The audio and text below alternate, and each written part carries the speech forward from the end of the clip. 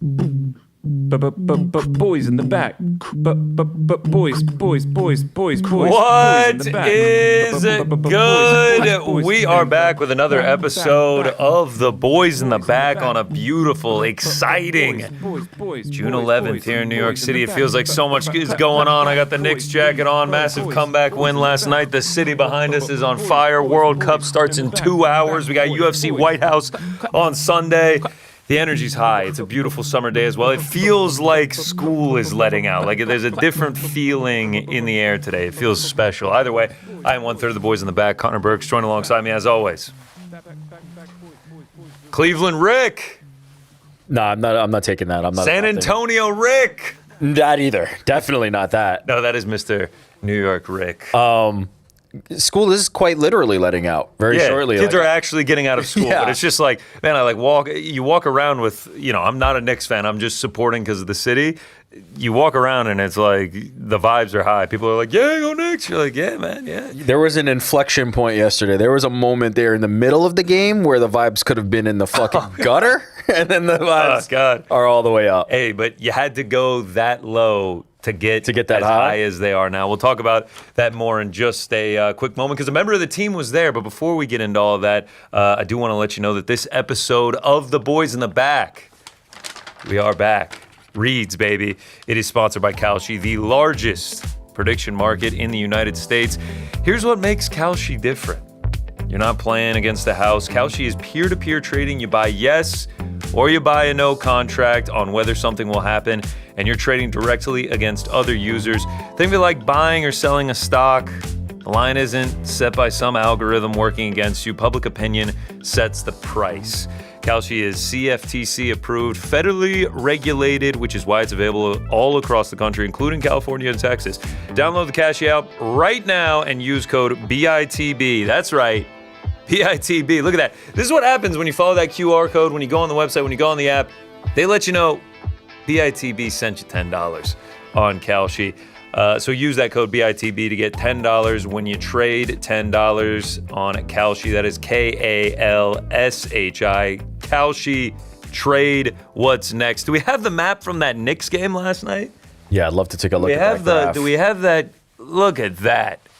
I mean, at one point, what was the peak low? It had to have been well into the single digits. Yeah.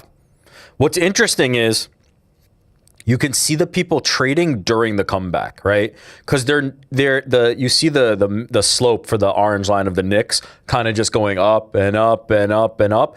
Then it's like, hit a little bit of a road bump going down, and then it was like, well, that's when like the Spurs started fighting back a little bit. But who are we to talk about it? I just mentioned I'm not a Knicks fan. I got some of the gear and I'm supporting for the city. You're really the Switzerland in this. You are not a Knicks fan. You are not supporting at all.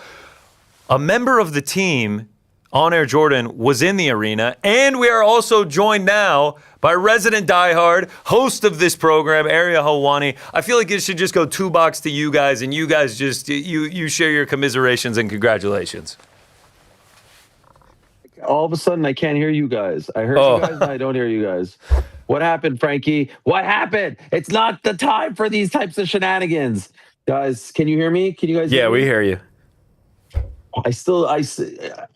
The feeling that I feel right now is one of someone who is flying through outer space, who doesn't know what's real, what's not. I keep having to watch the highlights over again to tell myself, is that a thing that happened? Did we all experience that? Did we all witness that? I had a very, very surreal morning. I went to bed at around 3 o'clock in the morning, woke up at around 6:30, had to go do jury duty. And there I am like 2 hours ago in a courtroom for a murder trial.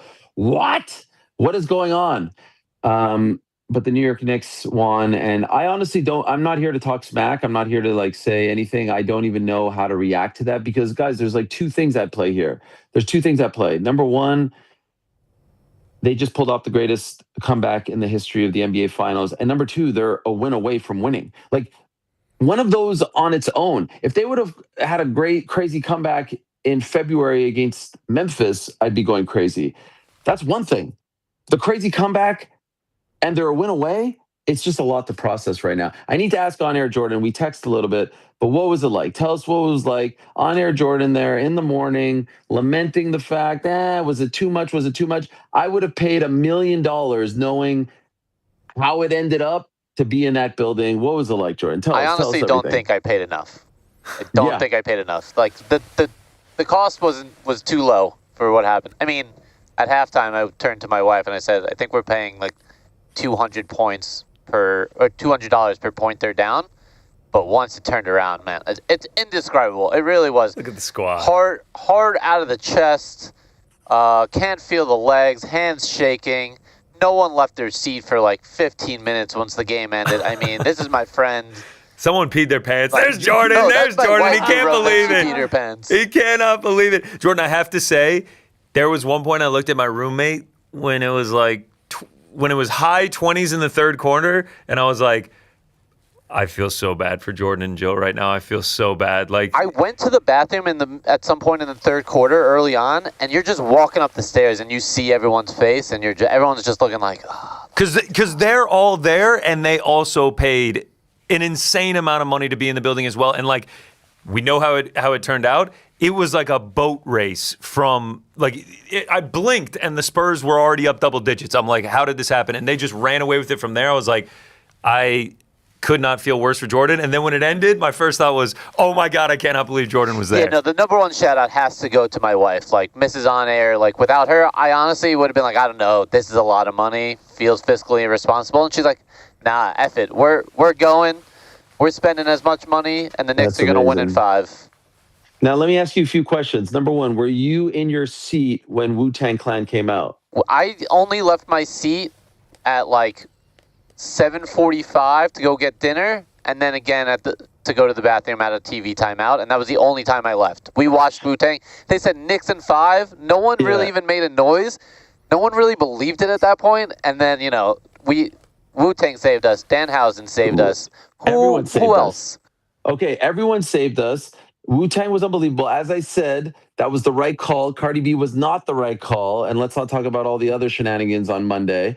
Maybe I wasn't the right call. Maybe I needed to keep my ass at home. And I'm happy to own up to that. Now, the other question is, when it gets really bleak, not second quarter, but third quarter, at any point, and I won't judge you, but at any point, does the conversation even start about leaving early? At any point? No. You don't leave early. My dad, one time we went to a Yankee game when we were young. We're in the car on the way home, bottom of the 9th inning. Yankees score 5 in the 9th, and John Sterling is on the radio going nuts. Greatest Yankee comeback ever. And my dad's like, we're never leaving a game early. I've never left a game early since then. Good for you. Good for you. There was one moment, beginning of the fourth, still looking kind of bleak, some signs of hope. My son has a test today, a math test. He's like, I think I should go to bed. And I said, you don't go to bed. You stay till the end. These guys have proven time and again, especially during this run, they don't give up. They fight back. They have another run. The question is, I was so scared. Like, I didn't allow myself to actually celebrate throughout the run because I felt like it was going to get all the way down to 1 or 2 or 3 or 4 or 5. And then the Spurs would just figure it out and put us away. So you're kind of in the mode of like, all right, it's 2-2. We're going back. This is awful. We're down 29. Wemby's punking us in your head, all this nonsense. And then, whoa, what's happening here? And you don't want to allow yourself until OG put that in. I didn't truly allow myself. Josh Hart misses that layup. Oh, God bless him. I felt so bad for him. It was just, all of it was surreal. I will never, for as long as I live, forget that feeling when OG put it in. And I didn't even jump up and down. I just started crying uncontrollably. I've never had that. I've never had that reaction. I started crying like someone had kicked me in the balls. Like I didn't know what to do with my body. Before the Spurs inbound, you started crying? Uncontrollably. And I thought of Chris Childs and Larry Johnson. When Larry Johnson hit the 4-point play against Indiana in 1999, Chris Childs ran up to him at half court and said, calm down, you have to make the foul shot. And then I thought, calm down. Chris Childs told Larry Johnson in 1999, calm down. So I was like, shh. And by the way, not enough is being said about Cat. Now things are coming out. He tipped the inbound. Castle was going to go up for, like, that was going to be a layup for him. That was a perfect pass. It looked like he did the perfect move. It was a great play. Cat tips it. Ref screwed us again. The clock should have started when the ball gets touched, the clock starts. So even the moment where he catches it and Josh Hart has his hands up should have been negated, because the moment it touches Cat's fingers, the clock should start running. They were screwing us left and right. I don't condone the eggs being thrown. I don't condone any of that nonsense. I don't know who those people are, but I know that the vast majority of Knicks fans have been behaving, and it's been amazing. And I think there's a case to be made for Wemby being a little bit dirty. Can we say that? And if they would have given him that flagrant one, he'd be suspended for Game 5. It's okay. What a moment. Oh my God. I don't know what else to say. I really can't. I can't believe we are living in a reality where this is a thing. Humble but hungry. Hey, look. But also, no. Can I just say, I have 0% confidence. Literally zero. I'm not even bragging here. No, you can't. Dude, they could easily lose. No. You could make a case. That we should be down 3-1. You can make that case. Even like, but you're not. You can make. You can also make the case that they're up 3-1, and you can also make the case that just as easily they could lose, they could also win. But can't you see a scenario? Stick with me here. I'm following. They lose Saturday. Yes. You go back to Game 6 in New York. All the pressure's on. Can't lose. Yep. Here's why. Nah, they get it done. The Spurs have blown it every time. You can make the case that they'd be down 3-1, but they're not, because the Spurs blow it every time. The Knicks have this. Confidence. Have it in what? 5. It's done. Wrap it up. Yeah, I was talking to my friend. Crazy enough, I'm at jury duty, and the guy that we moved to our town with is there. Like, I've known this guy for 15 years, was my neighbor, and he's sitting there, and he's a diehard Knicks fan, and we're deliberating about all this and talking about all this, and he's like, it'd be so nice to win at home. Nope. No way. There's only so many times as the Spurs you can blow it without it just crushing your soul. They have to just be in the pits of hell right now. They have blown it over and over and over. And the guy that they thought they could rely on made the biggest mistakes last night. The big veteran that they were like, he needs to have the ball late in the game. Wow. How many mistakes did De'Aaron Fox make? Shout out to OG on that block, man. Not only the tipping, but he also got the block. Why didn't he just run the ball? Like, why didn't he just run the clock? All you had to do was make a little bit of a circle there, and they're going to foul you, and you're taking 2 free throws. I don't understand that. Let me tell you, though, leaving the game last night, you go down the stairs, and everyone, it's just as loud as if you were at the game. Like, people are chanting OG's name from the top of the stairs till I got on the train. We saw Hank Azaria in Penn Station. My wife just yells, "Hank!" And he just puts his arms up and screams, "Go Knicks!" And like the vibes are just. I got on the subway today. Some guy's wearing a Knicks hat. I'm wearing my Knicks hat. All we do, we just lock eyes, nod at each other, a little fist bump. Like the vibes are incredible. It's like a legit brotherhood. Like, I'm not even a Knicks fan, but I had this on out there. Everyone's just like saluting me, head nodding. They're just like, one more, man. Do you ever be like, I'm just like, one more. Seattle. What'd you say? Surpassed Seattle. I said in our group chat today, it is officially surpassed Seattle. We said it on the last show. It's like it wasn't quite there yet. Like, you couldn't take 2 steps in Seattle without people being like, "Hey man, go Sonics, bro! Go Sonics! They're coming back, baby!" Today there was a homeless dude sitting on the street, and I had my headphones in, and he's like. And I was like, "Oh, yeah, what's up, man?" Like, I thought he was asking me for $1. He's just like, one more win. I was just like, yeah, let's go, bro. It's crazy. We need to kick intern Josh out of the chat, though. He just putting Go Sixers. What is he talking about here? The Knicks are in the finals. No, not the time. Come on, bro. Let them have their moment. By the way, let them have their moment. Jordan was not the only one in the building. My brother-in-law, Ryan, shout out to Ryan, flew in from Hawaii for this game. Oh my God. What a story. This was the one. I thought he was going to Game 3. I'm like, oh man, you got to watch out all the traffic. He's like, no, I'm going to Game 4. I was like, oh, all right. Game 4, he picked the right one. My buddy Aman was also there. Shout out to Aman. A lot of Knicks fans in my life, and everybody your very buddy is happy. Aman Shumpert? Not I-M-A-N, A-M-A-N. Aman. Oh my God! All the scenes, Shumpert wearing his own jersey, is legendary. Incredible. Everything, man. That one move from Jose Alvarado. What was that? He was like Curly in Harlem Globetrotters. The spin, the little spin. Oh, Curly. He looked like the highlight from the 1960s. Yeah. Like Bob Cousy. Yeah, Bob Cousy ass. Fucking.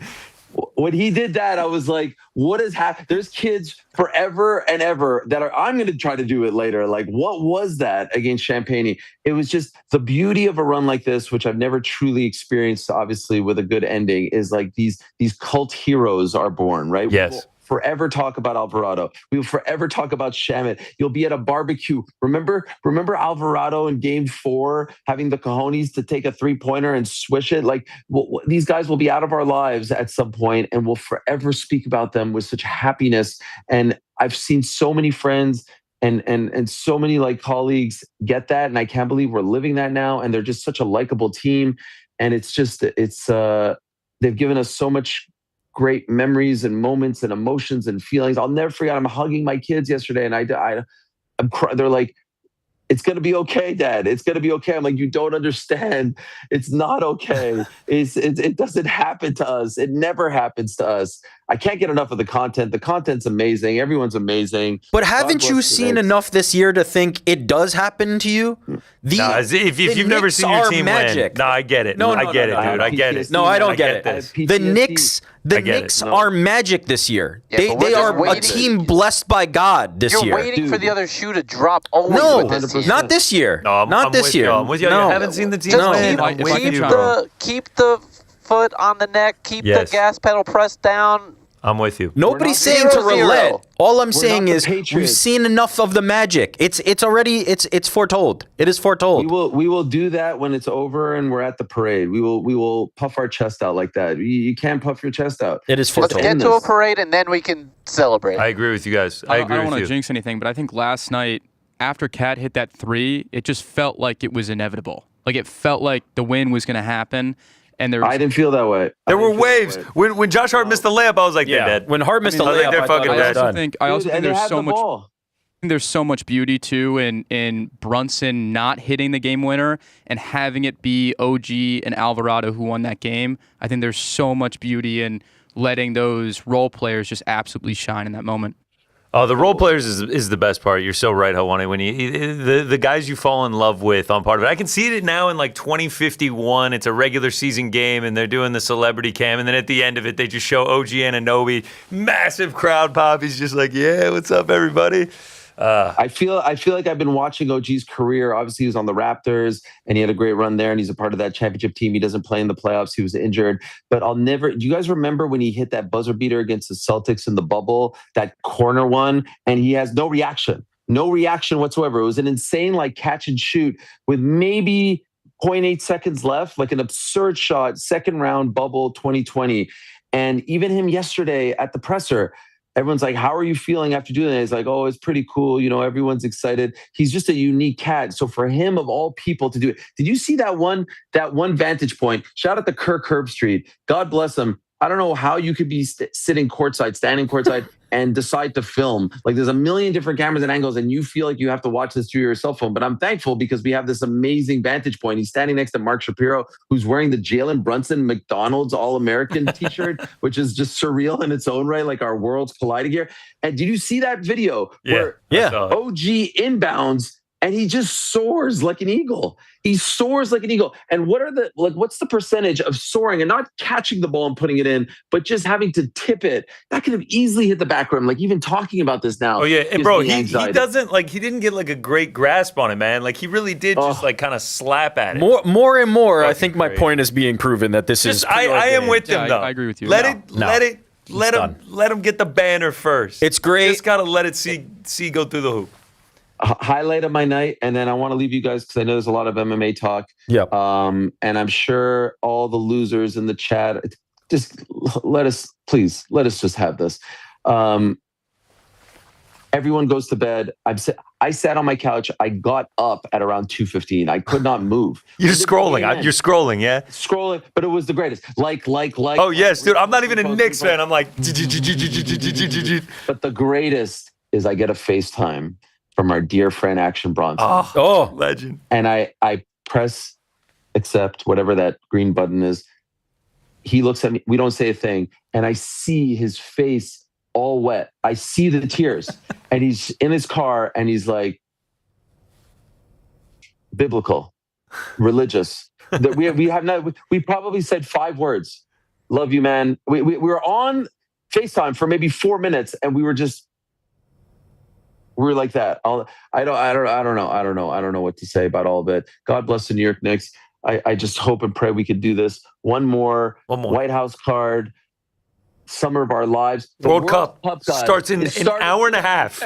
I could not give 2 shits. I cannot give 2 shits about the World Cup. White House is going to be great. McGregor's back. Everyone's happy.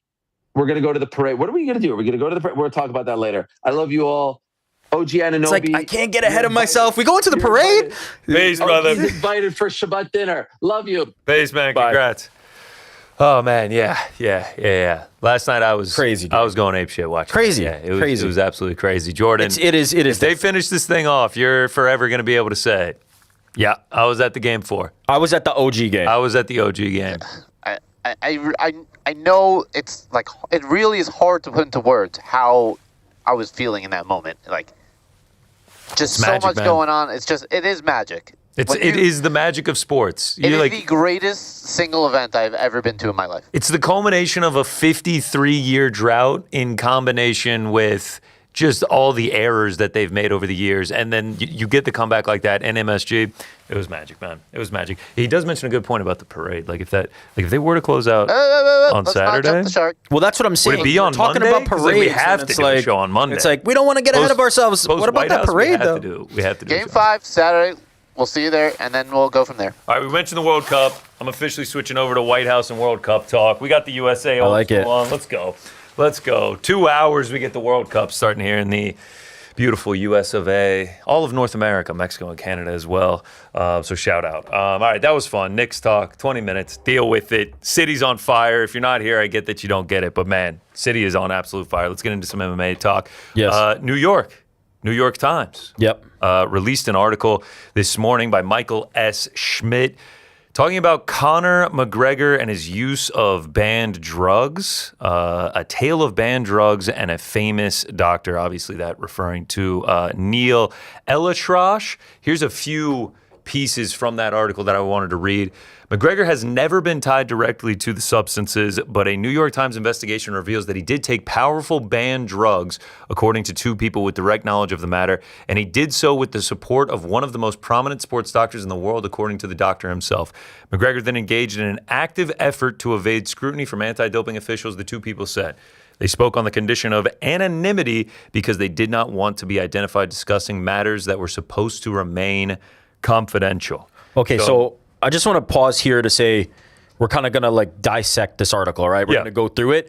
There's a few things that I believe are important new information, and I think those are the things we're mostly going to highlight. And then there's some things that I think are not necessarily new information or even downright like speculation. Yeah, and I think there's some confirmations in here. For sure. Things that a lot of people believe that have now been confirmed to be true. This is obviously dating back to Conor McGregor's last fight in 2021 against Dustin Poirier when he broke his leg, needed to have surgery, needed to go to different matters to get proper healing for that. So from that one, the New York Times is reporting now, as they said previously, this has never been confirmed. This has never been anything that has been in writing and anywhere. They're reporting that he took banned drugs in some capacity, according to their sources.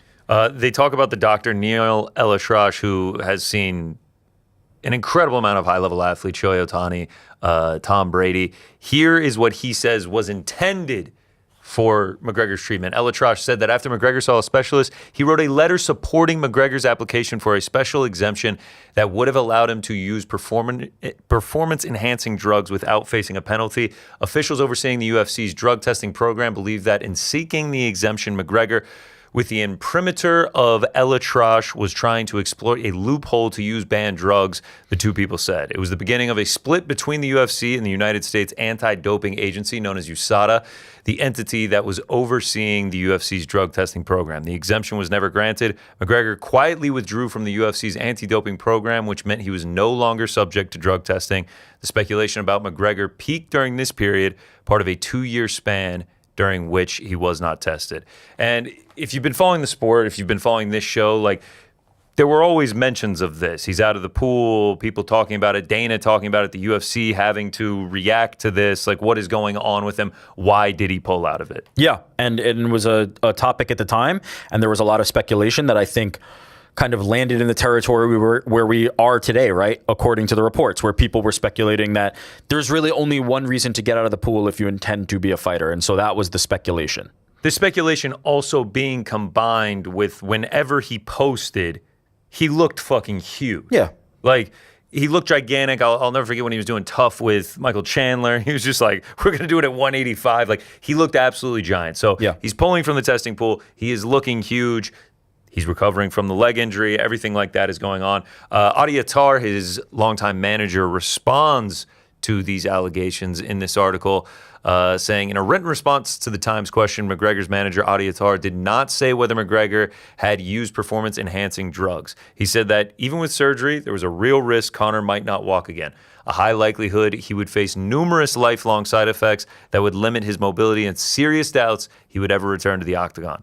Attar said McGregor withdrew from the UFC's drug testing pool to focus fully on his recovery under the care of his team of world-renowned physicians. They oversaw a combination of a gruesome surgery, intense physical therapy, and appropriately prescribed medicines, Attar said. It is an unfathomable breach of health and privacy protections that my clients' purported personal medical records would be disclosed. So, again, here, not answering like was he taking these banned substances, which are not to be confused with illegal substances. Yeah. You know, these are things that are used constantly in repairing your body. According to what the reporting is here, and according to the doctor who spoke on the record, El-Atrash speaks in this article and is cited many times. They have full conversations with him. The recommendations were prescribed. This was him recommending he go to other clinicians, other people who could treat him for this, and the whatever he had taken potentially was prescribed or part of a plan that was enacted to get him back after that leg break. And so I think you're right to point out there's a very important distinction between like being banned for a competition, being banned under at the time the UFC's USADA policy, and then like illegal and things like that. Yeah. And Audi there doing his job as Conor McGregor's manager representation to essentially paint the picture of, again, he's not answering anything regarding like banned drug use, but he is painting the picture of this was a dire medical situation for Conor McGregor. This was not like a guy who just decided to get on something. This was a guy who had suffered a traumatic injury to the point that he needed to have this type of surgery and rehabilitation, and he's trying to kind of repaint the picture of what was happening at the time. El-Atrash is quoted in this article saying a multitude of things, one of them being that he feared that McGregor's bone would either grow slowly or not at all in the mending. So he had to go to bone specialists and everything like that. El-Atrash did, throw in there that like I warned him the entire time to make sure the banned substances are okay, you get permission and everything like that. But to your point, yes, this wasn't someone looking to get on the juice. Like this was someone trying to recover from a horrific injury. The UFC's Hunter Campbell also quoted in the article commenting on the situation. The UFC's chief business officer, Hunter Campbell, also did not directly address whether McGregor used performance-enhancing drugs. He said McGregor maintained proper communication with our team and remained in full compliance with the rules of our comprehensive drug program. Campbell posed a hypothetical in which an athlete who had been out of competitions for a year took substances for 10 days under the supervision of the best surgeon in the world. He added, my question is, does he gain any performance-enhancing benefit by the time he returns to competition? If the answer is no, and he doesn't retain any, and it helped him recover faster, I'm open to that conversation with the best experts in the world. To just blanketly say absolutely not, that's ignorant. So he doesn't name McGregor there. No. But it is a situation mirroring McGregor's. Yeah, or essentially to say, is out of competition still subject to our jurisdiction, right? The UFC and their partnership with whatever testing organization they are partnered with is out of competition, is not in the testing pool at the moment, and under the care of doctors, the same as somebody trying to cheat the system. That's the hypothetical comparison that he is trying to throw out, and an interesting one philosophically for the fans to kind of consume. Joe Rogan, who obviously hosts the Joe Rogan podcast, he's a commentator for the UFC, during this time commented on McGregor's build, what's going on with him, is he still in the pool? This is what he said at the time. And before we throw to that, was referenced in this article, yes, having said these things, and this being a point of them saying it was kind of a badly kept secret. Not only that, he's taking his shirt off and posing constantly, and he looks like his piss would melt that USADA cup. The weird thing is that there's a loophole in USADA that allows you to get out of the testing pool. And get out of the testing pool, you can just juice up. Yeah, most of the guys weren't even aware, apparently. Like, I think it was Anthony Smith who does the show with Bizbang. Yeah, he was like, I didn't even know you could fucking do that. It seems weird. And you just need 6 months. Like, if someone had an injury, though, that's a very wise way to approach it, right? Yeah, so essentially them talking about this loophole, they talk about Anthony Smith, who him and McGregor had a back and forth on Twitter exchanges, where also in those, McGregor doesn't deny the use of it. He essentially confirms it by being like, dude, I had to do what I had to do. Like, you didn't want me to ever walk with my kids. You didn't ever want me to play with them. Yeah, there's a quote here, obviously insulting Anthony Smith. These are now deleted tweets. But essentially, Anthony Smith being like, it bothers me that he could pull out the USADA pool, take steroids, and then just hop back in. But McGregor in those tweets saying, I'm doing it for my health, man. I'm not doing it to, like, get huge and get an advantage. Yeah, and two things from that Rogan clip specifically. One, just I want to acknowledge that's from December of 2022, I think was the time frame on that.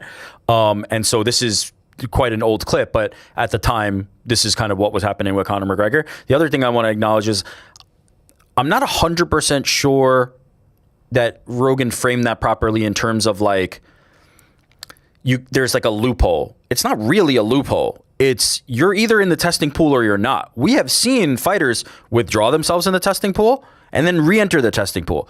Most notably, recently, John Jones, out of the testing pool as soon as he said he was retired. Hey, I've decided to re-enter the testing pool. This is not some like shadowy loophole, like this is happening in silence. Nobody knows this is going on. I don't know who the gentleman who he was sitting across from was, but he was like, yeah, and Anthony Smith said, I didn't even know you could do that.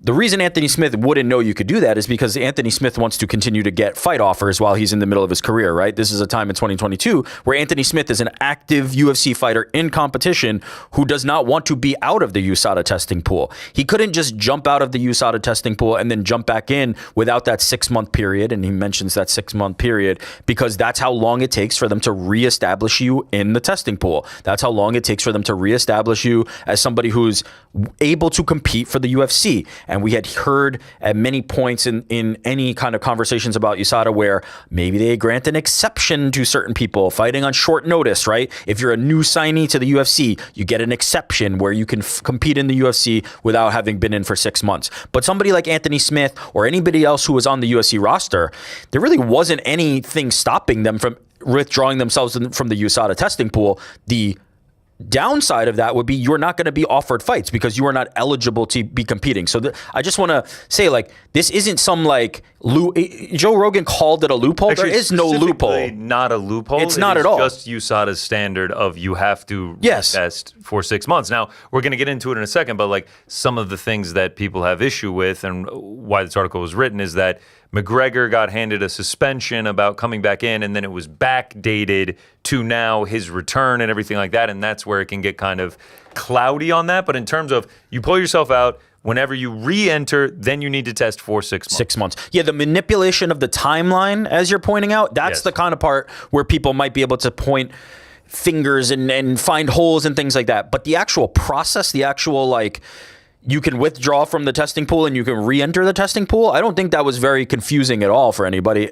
As a UFC fighter, you just would not want to do that. 2 other excerpts here from that article where USADA got involved and the breakup between them. McGregor's request for permission to take banned drugs caused complications for USADA, which is best known for policing drug use in American Olympians. The UFC had hired the agency in 2015 to oversee its anti-doping program as part of efforts to clean up its image with the public and with broadcasters investing in UFC events.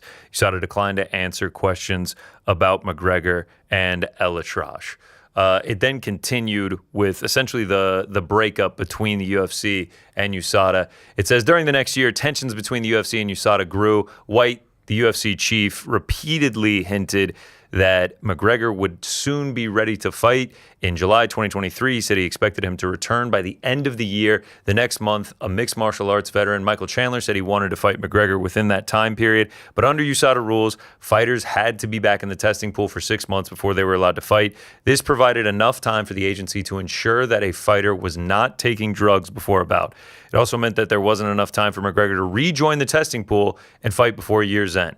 USADA told the UFC that if it allowed McGregor to fight anyway, the relationship between the two organizations would be over, according to two people familiar with the matter. So obviously we know that that fight never ended up happening, but we don't know about the behind the scenes that led to the split between UFC and USADA. We saw some of it spill out into the public, right? Some reps for USADA had spoken out, and Dana had also, or I think maybe it was either Dana or Hunter at the time, had also spoken about it.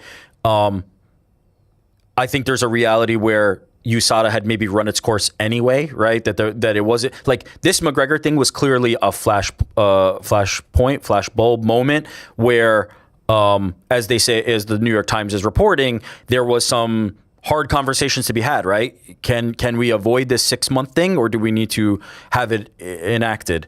I'm curious, what is your, having read the article, having heard all this, having quite frankly known a lot of some of this stuff already, right? I wouldn't call this article very surprising to me or anything that like caught me off guard. What was your initial reaction after having seen this? Okay, it's confirmed now. Yeah, that's essentially it. I mean, it was a lot of speculation that felt like it was founded in something that was true. Like, you just don't get that big, you don't recover that quickly, and like, he wasn't ever denying it. He was sort of just like, yeah, I'm doing this. And then all of the points over the course of the timeline, the split between UFC and USADA, is he back in the testing pool, is he not? None of this really came as like a massive shock to me. Yeah, as they point out throughout the article, which kind of has me questioning a little bit of the motivation or the thought behind it. Rogan said what he said, right? Like, it seemed to be like the worst kept secret in combat sports. As you said, there was no like outright denials from anybody at any point. Yeah, honestly, anytime McGregor responded to these things, like Anthony Smith we showed earlier, the Joe Rogan tweets and everything, he kind of just sort of attacked their character and their person. Their character. Yeah. It was just like, you haven't done shit for the UFC, yeah. Fuck you. To me, good reporting by the Times to kind of, get the confirmation or understand what the actual situation was post this injury. And I was fascinated by how much this doctor was willing to speak about the situation, quite frankly, but good on them for being able to have that conversation. My biggest takeaway was I don't feel much different now having had it confirmed or learning about it than I did then, which was if Conor McGregor is not competing, essentially what Hunter Campbell basically suggested, if Conor McGregor is not competing, I'm not particularly interested in what he's doing, right? Like, now, there are many people who don't agree with that stance. There are many people out there who feel a clean athlete must always be a clean athlete, right? A clean athlete must never, no matter what the circumstances are, be a clean athlete. And I imagine many athletes will feel more that way. As a fan, I don't particularly care about the comings and goings of these athletes. I'll go so far as to say I actually don't care what they do even in competition. I'm kind of I'm the furthest extreme, which is like, I don't need to know and I don't really care particularly. That's for the athletes to care about, right? If I'm a fan, whatever gets me the best product, that's what I'm ultimately going to want. If the athletes of the sport say, no, we need clean competition, we cannot have cheaters, then that's up to them to figure out how to implement that, or for them to posture and make sure that the league represents that in some capacity. And so it's not up to me to kind of adjudicate that or decide what's right or decide what's wrong. So I don't particularly care about that. If you are somebody who is involved or fought Conor McGregor or is going to fight Conor McGregor or somebody else who is somewhere in that orbit, I would care more about their opinion on it. They'd be the ones that I'd really want to hear from and like whether they care or not. Right, like, but what does Max have to say? Of course, and I imagine Max won't particularly care. Just my blind guess, we'll have to hear from him. The question of did USADA work, and could USADA work, and does the current testing work, is what I think is the most interesting conversation that comes from this, right? How many times did we hear during the era of USADA, it was too invasive? They had to show too much of where they are, the location whereabouts, right? And there was a time where Conor McGregor missed many tests and got suspended for that. And we have seen others who are in the USADA pool miss their tests and get suspended from that because of that. We heard how invasive it was, how much of a pain in the ass it was. They're showing up at my house at 5 a.m. They're showing up at 5 a.m. on fight day, like, crazy shit. Volkanovski and Paulo Costa talked about these crazy scenarios where they're getting hounded by these drug testers. In my opinion, if you want to do drug testing properly, that's the way you do it. It has to be random. It has to be invasive. It has to be something that makes people uncomfortable, because if it's something that's so easy for them to do, you're going to find ways to skirt around it. You're going to find ways to cheat the system. That's option one. Option two is kind of what I think we have now, which is there's testing, but is it ever really going to catch anybody? It's kind of just there. It's an IQ test, right? There's that version. And then option three is no holds barred. Whatever you want to do, you do, and you just show up on fight day. That we will never get to. Like they have too much investment in the UFC anti-doping agency, the jackets and everything like that. We're never going to get to that point, because that would also just be sort of a blemish on the sport of just like, they don't even drug test in this thing, man. Like you just let it rip. I do agree with you. You need to get to a point where it is almost a nuisance for the fighters. It must be. Like you have to just catch them off guard. They have to be like, I don't care when you come test me, because I'm going to be clean. One other theory that I do have that is a little bit of a concern coming from this: do the biggest stars in the sport get preferential treatment? Are they able to skirt the rules easier than a guy on a 12-12 who's fighting for his career? It's a completely fair question. And as we were talking about when we were talking about like the timeline of, hey, we might want to adjust this 6 months for somebody's return, that becomes preferential, right? That becomes Conor McGregor gets this and maybe somebody else doesn't, right? It's a fair concern. To me, if you're telling me that the people who generate the most money for the company are getting preferential treatment, I would say, welcome to the real world. I don't have a particular problem with it. But I would also understand if you are fighter B, who's like very popular, a star face for the UFC, but not quite Conor McGregor, I'd ask for preferential treatment. Can I have some kind of, preferential treatment when it comes to this? Can I have some kind of thing given my way in order to kind of like level that? I would understand if they felt that way. Yeah. But for me as a fan who's an outside observer and somebody who, covers this, Conor McGregor getting preferential treatment is just exactly what I'd expect. It's par for the course. Yeah. I don't think anything will come of this. I don't think it will change anything in the future. It just feels like a confirmation of a lot of speculation. And the other thing to remember, Conor McGregor was dealing with severe physical consequences, right? As Audie said, and as Conor himself said at the time, and nobody's oblivious to that. He took, in my opinion, this is me not speaking for him, this is me speaking for myself, he was operating under the guidance of medical doctors, right? This doctor is talking about what he did in the surgery, and then who he recommended it to. He didn't state names, but who he recommended him to get him back to normal, to where he needed to be.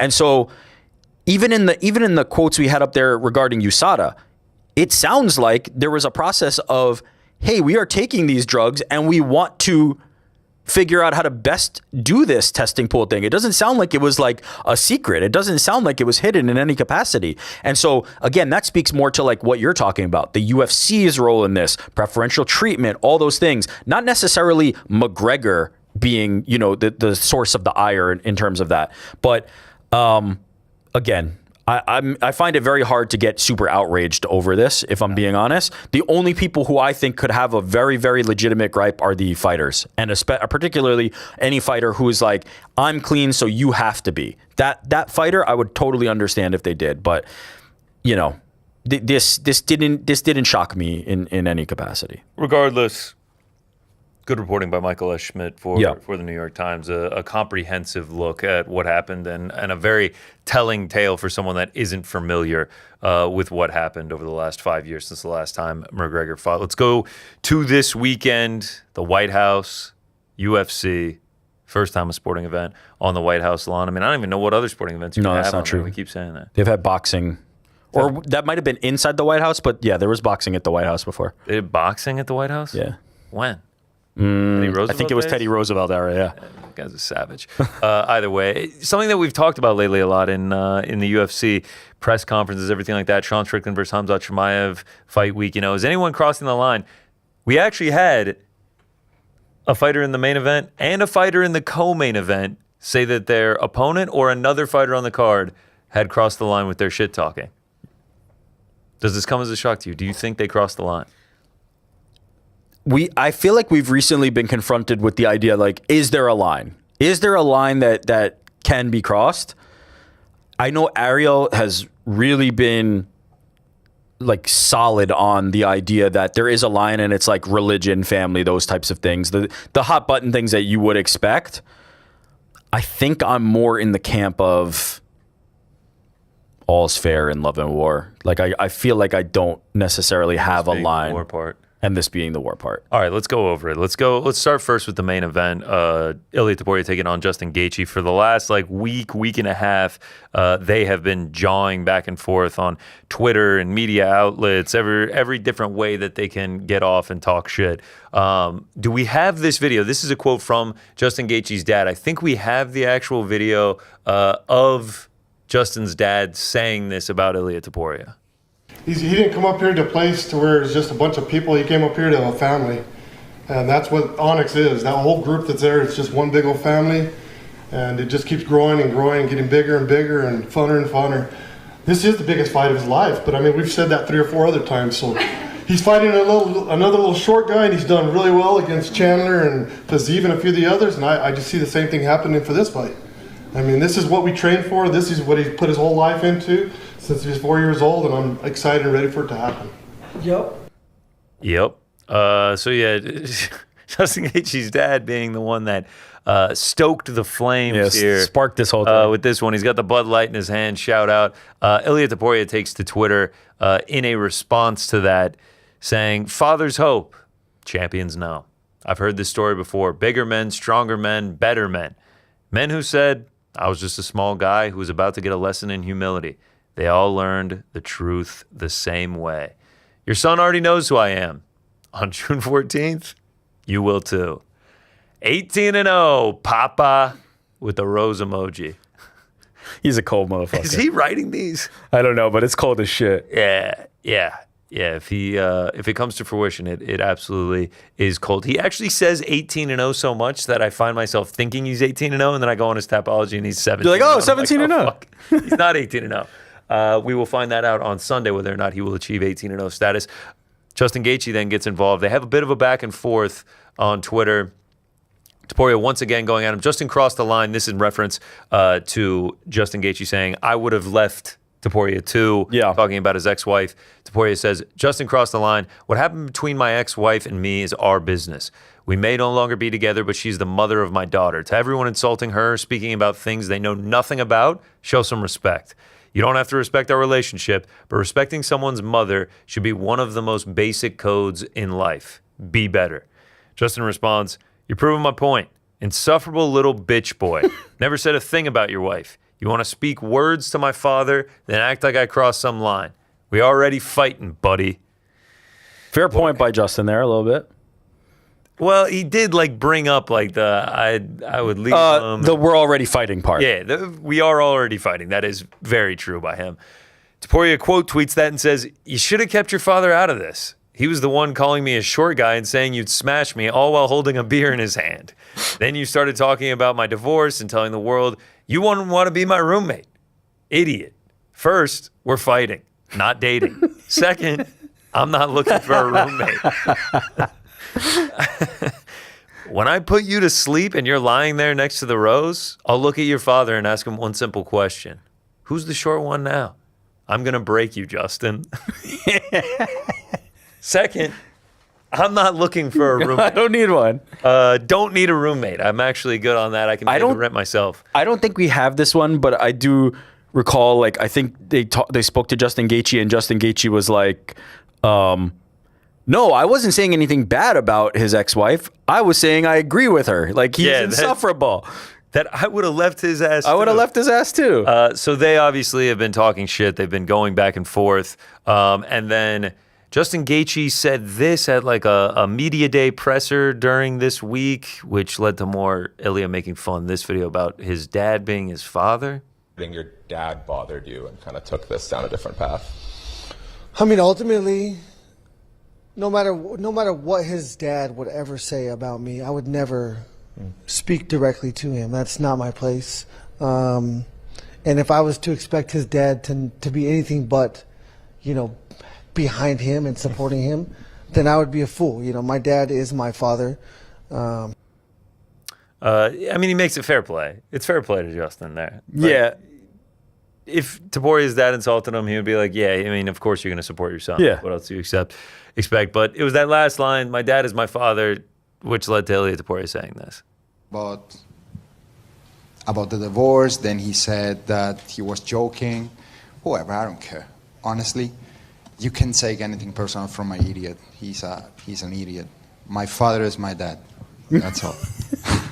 Did you saw that video? Yes, I did. My father is my dad. This is so great. Okay. Let me just say, now that we've rehashed most of it, right? Yep. One, Ilya Topuria is very good at just like dismissing people. Like he's just very good at being like, yeah, you said some shit, but I'm gonna kill you, and then I'm gonna present you in front of your family. 18-0. That's always the response.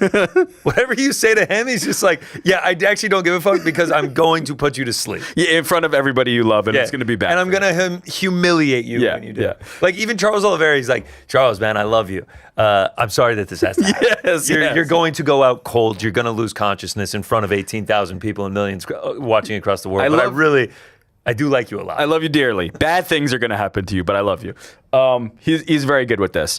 But I will say this feels a little bit like them trying to build something.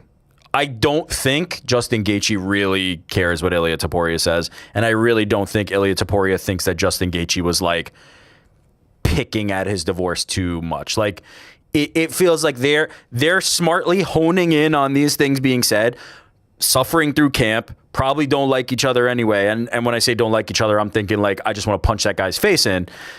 And just honing in on this and like jumping into the minutia of it and going back and forth. I think these guys are going to be fine after the fight. I think they respect each other. I think they know how dangerous the other person is.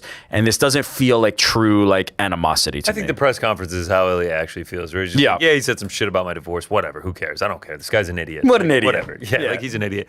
I don't think he actually, like the tweets that are going mega viral, that he's just like, you crossed the line, like you're going to die. Yeah, I don't think either guy crossed the line, by the way. This feels very tame in comparison to some other stuff we've seen. 1,000%. This just feels like the natural order of shit. Compare this to Hamzat and Strickland, just, what is it, a month and a half ago or whatever it was? Nothing. Not even remotely close. And I think Justin said it all when he said, like, you're a fucking idiot. We're going to fight. These guys just want to fight. And they're just testy with each other, and it's fine. Yeah, they know they're going to fight. So the ruling on this, no crossing line. No. Justin didn't really say anything bad about his ex-wife. Not even close to cross the line. He referenced her to be like, you're a fucking loser and I hate you. I would actually be surprised if Ilya Topuria's opponent, this being the first opponent after everything that happened, didn't use a little bit of that as ammunition.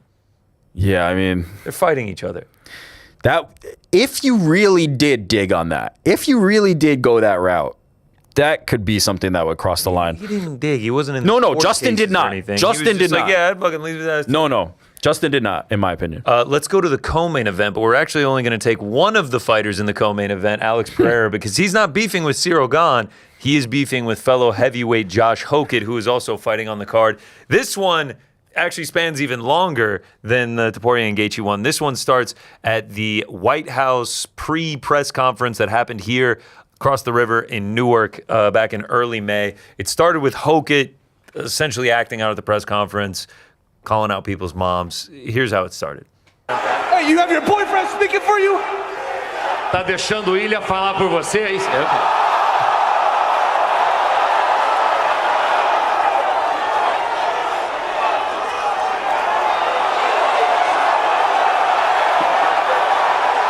Look at O'Malley. I think Ilya hates Hogan more than he hates Gaethje. I agree. My performance! Take this little pussy out. Take this little and pussy Ilya out. Taporia! Take him out. Take him out. And you Get shouldn't out of- find your wife in Miami! Get out. And I New Jersey! Bye, This you little is, pussy. So we didn't really have like the Alex stuff there, but well, Alex never really did anything. It was mostly Ilya fighting on his behalf. But Hokit was trying Yeah. to agitate Alex Pereira. Yeah, of course. The genesis of it was him going after Alex Pereira, which I feel like this is obviously an intentional move by Josh Hokit to fight. He No doubt. has been like, we're going after Pereira. Yep. He's coming up to heavyweight. That's who we're going to go after because we're going to get a massive fight out of it. And he probably thinks it's a fight he can win. It's a guy coming up from 205. Yep. Even though Hokit is a smaller guy, collegiate wrestler, like he has the chops to potentially be a bad matchup for Alex Pereira. Alex Pereira joined the Ariel Helwani show right there in that TV there and discussed Hokit potentially crossing the line at that press conference. Do you think he crossed the line? Você acha que ele passou dos limites ali? Acho que sim. I think so. Eu nunca vi assim. Eu não acompanho muito, né? Well, he did cross the line because I'm gonna be honest with you. I already saw guys trash talk the fighter, trash talk the father of the fighter, trash talk whatever, but never trash talk the mother. I don't know how it's in America, but in Brazil, on the street code, you never talk about the mother.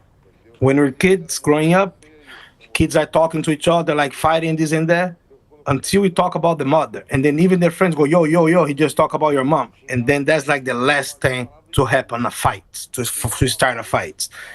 But I think he did cross the line, right? Talking about my mom, but it is what it is, right? So I'm not gonna say too much for now. So Hokit talking about his mom there, which is fighting words, not just in Brazil, pretty much everywhere. I feel like you go after the mom, that's where you got to start scrapping. Alex Pereira strikes me as the type who remembers but doesn't act. You know what I mean? Like he keeps this in the back pocket, you know, all the stuff that Jamal Hill said to him and all those things. He kept it somewhere in there, but then the cool, calm, you know, Stonehenge, Alex Pereira, no emotion thing kind of like prevents it from escalating beyond that. Like even there in the clip, he's sitting down. That started with Hokit getting at Alex, and Alex is just sitting there. And then Ilya's like, yo, what the fuck's wrong with this guy? And like jumps up on his behalf. This dude. And that's what got the dap up between Ilya and Alex. Now we fast forward to this week. Obviously, White House, they're going to cross paths at some point. And they did such in the lobby of the hotel. Hokit tries to incite something. Hey, what's not done? You're a That's why you don't say anything.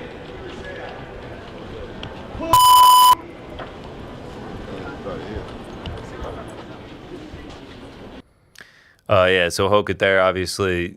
Embedded has now released a longer version of it, and when he sees Alex Pereira, he immediately jumps into character, and he's just like, hey, yo, dog, pussy. And then, like, I swear, I mentioned this yesterday, you kind of hear Hokit break character when Pereira just gives him nothing, and he's just like, yeah, that's why you don't say anything, man. He, like, jumps from the voice to voice. Wondering if, like, Pereira just, like, having zero reaction to the guy is bothering Hokit at all. Well, that's what Oscar Willis asked him. And this was Hokit's response. Come on. Are you getting a little bit frustrated that Alex Pereira is refusing to indulge in any sort of back and forth with you, no matter what you do, no matter what you say? He seems to not want to engage in that at all. It's inevitable. We're going to fight one day. I know he knows it. And Alex Pereira and his BBL could go to hell. I'm the lion. He's the weak gazelle. I'm going to beat him till he swells.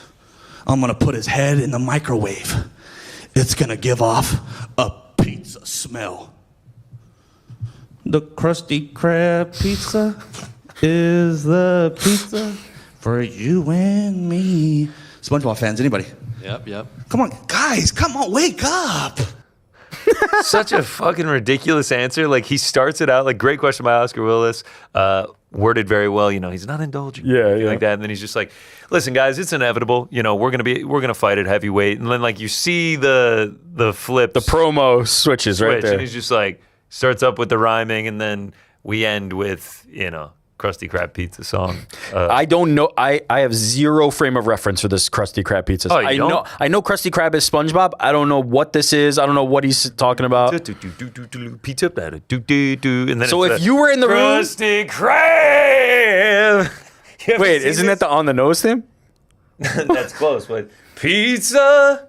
For you and me. Excuse me, I'm getting offended now. None of y'all have seen this? You would have popped in the room. I can't if he believe did that this. they don't know this, honestly. I have This is no generational thing. Nothing. Where's my drink? Yeah, I grew up watching all this crap. Don't know it. My Diet Dr. Kelp?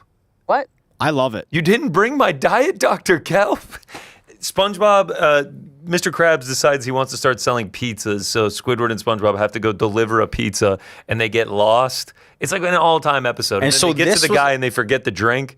And then, like, at one point, they ride a rock. And he's just like, the pioneers used to ride these babies for miles. And so this was a departure.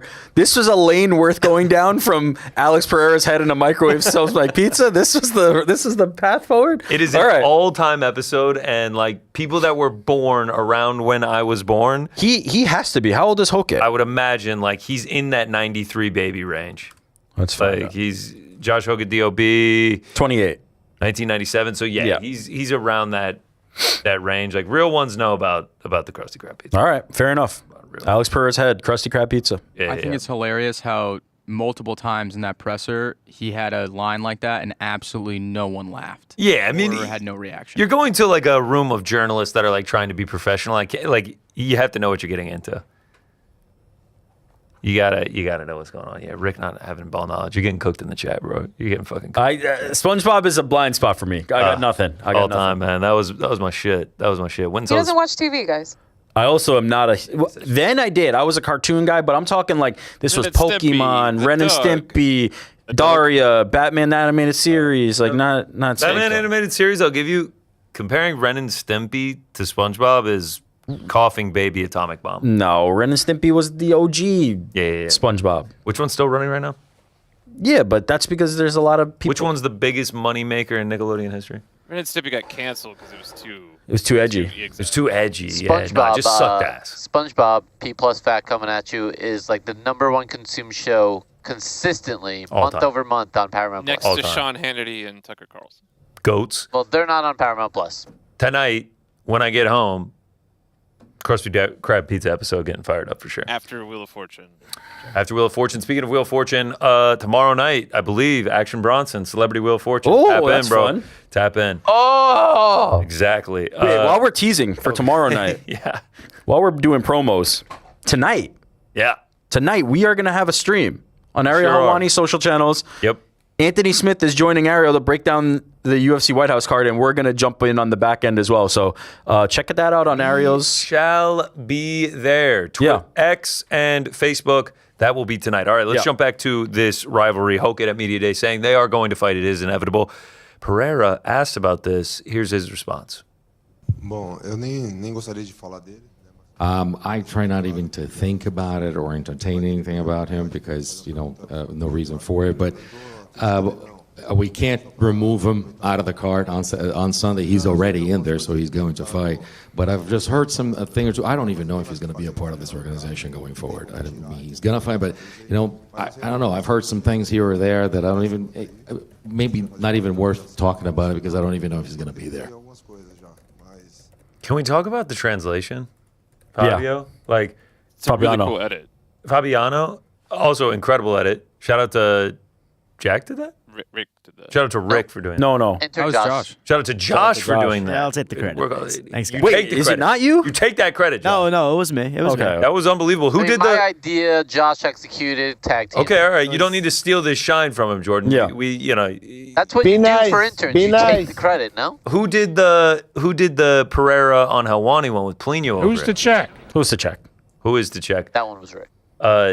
Fabiano absolutely killing it with like the change in tone where he's just like, who even knows this guy's gonna be here? Right? Yeah. Like, who even knows? Like he's actually talking like he is so fucking talented. It's ridiculous. Who even knows if this guy's gonna be around here that much longer? The number of languages and how he conveys, to your point, like the emotion of what he's saying, not just like word for word translation, a real interpretation. He is incredible. Shout out to Fabiano.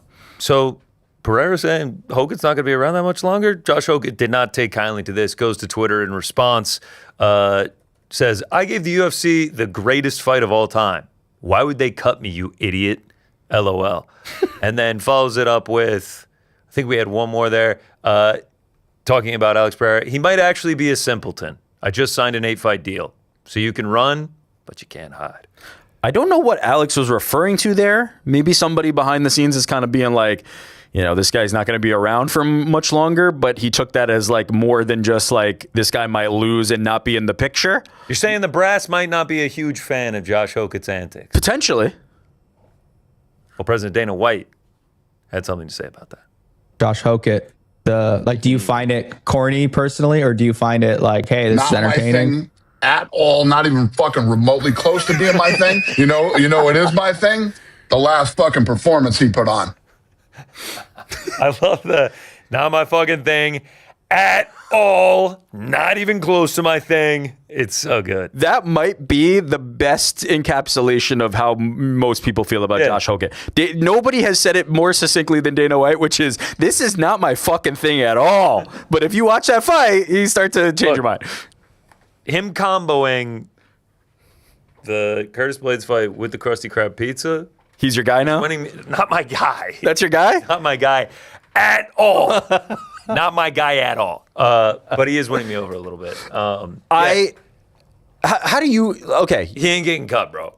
No, can't put on butts like that in the shallow-ass heavyweight division and get cut. Dude, getting cut. He's going to get a fucking title shot. He is 100% going to beat Derek Lewis and get a title shot. And Tom Aspinall's not ready. They're fighting? He's fighting for the title. 1,000%. Heard it here first. How do you feel about, okay, there's different people who have been like promo cutters before when it comes to the UFC, right? And there's different styles. There's the Conor McGregor and the Ilia Topuria style, which is just like, I've seen every possible outcome. I'm presenting wisdom to you. I will kill everybody and you will watch it. There's that version, right? Then there's the Chael Sonnen, who's a little bit like half pro wrestling, half real life, where it's like, we're going to be in a fight. I'm going to kick your ass. But I'm also from the mean streets of Oregon where people get tickets for jaywalking. And just like the blurring of the line guy. That's the Chael Sonnen, right? Colby tried to do the promo guy, but he didn't quite blur the lines. He just did like rehearsed material. Sean Strickland is like, hey guys, like, I'm just going to spit it to you real. Like, he just says shit. He just like open mouth, verbal diarrhea, stream of consciousness. There's no thought really going into it. I'm just opening. Say the most provocative say thing whatever possible. Yeah. It doesn't matter what I'm even saying. You just know that I'm just saying something. Yeah. That's one. Josh Hogan feels to me closest to like a Colby. He feels closest to like a guy who's recognize the power of how this character can work and like seen other people doing this successfully in the past and just decided I'm going to try this. And it seems to be effective for him. Is that fair? Do you feel like that's probably... I think he's, out of all of those that you mentioned, he's most closely aligned with Colby. It's almost like a combination of Colby and Chael, but Chael without the charisma. This is not a charismatic act by Josh Hogan. It is just being outlandish and doing wild shit to get the attention of the cameras. And credit to him, it's working. It is working. And then you combo it with the way that he fought against Curtis Blades and the fights before that. Like, it's not like he's been putting on boring fights. And I imagine with Derek Lewis, he's going to come in and chuck him, and someone is going to fall. And with the way Derek Lewis has been performing lately, it feels like it's going to be Lewis, and he'll just continue to rise up the ranks. Like, I think he has a very, he's putting on this act, but obviously, he's a successful athlete, man, playing at Fresno State football and wrestling, making it to the NFL, getting on teams with the 49ers. Obviously wasn't a mainstay for them or anything. No, but that is a high level of athleticism. You are a monster. Yeah. I know one dude who I went to high school with who made it to practice squads for the Colts and the Bucks and the Chargers, ended up sort of flaming out with injuries and everything like that. how much more athletic he is than me is like it's a no contest. He's king shit of the town. He King runs everything. shit was disgusting. Yeah. Disgusting in high school. Like getting college scholarships, everything like that. That's what Josh Hokett is. Josh Hokett was like nasty at Fresno State. Like to get to the 49ers, like he is a supreme athlete. I also think he knows the game. Like he is playing all of this to be going after Pereira, to be like, that's the fight that I want. Like he is planting the seeds. It's almost like we just saw Strickland do it with Chimaev, and it worked out for Strickland. He's now the champion of the world, and he beat Chimaev.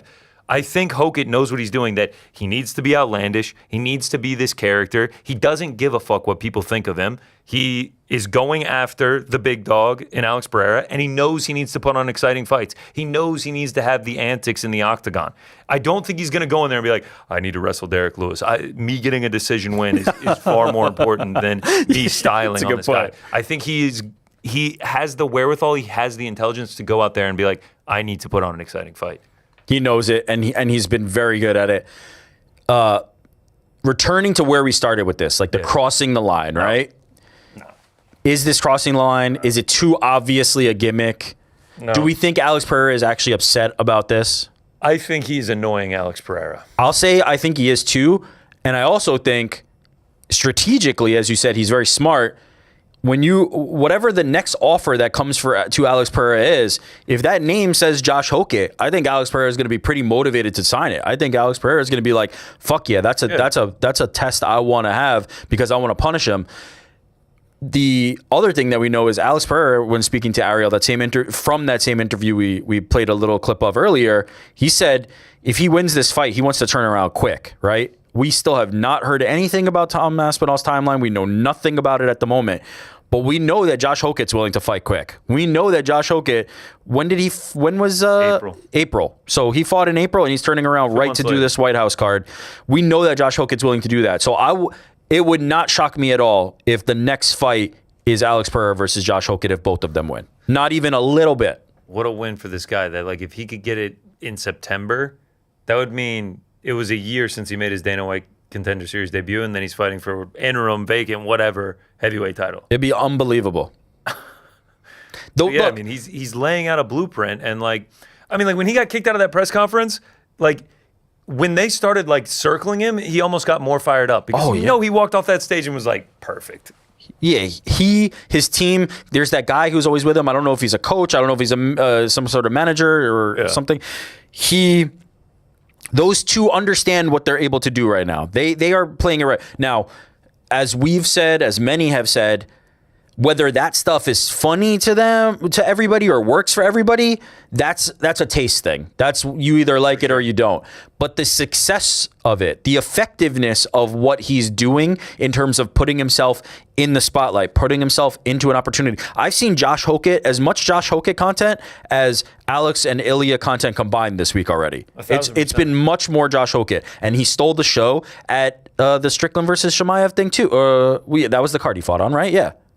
No, it was the one before that. Yuri and Carlos Ulberg. And Ulberg fight. Yeah. He stole the show that week too. He is consistently the biggest talking point, even amongst bigger stars than himself. And so, think he's corny. I don't like it. Cringe, whatever. It doesn't really matter because what he's doing is setting himself up for the hugest opportunities. And not for nothing, it always returns back to this. And this has been the key to the success. All those guys I've listed, Conor McGregor, Chael Sonnen, Sean Strickland, all these guys. The key to the success, Colby Covington, the most important part is you need to win your fucking fights. And they have been winning. I was just going to say, everything gets a little bit funnier. Everything gets a little bit more charismatic. Everything gets a little bit colder, swaggier, everything when you're holding the belt and you're winning fights. Remember when Ilia Topuria was like 15-0 featherweight champion of the world or 14-0 featherweight champion of the world? It's changed his Instagram bio, all that before the Volk fight. And people were like, corny ass, like this is going to be crazy. They also love Volk though.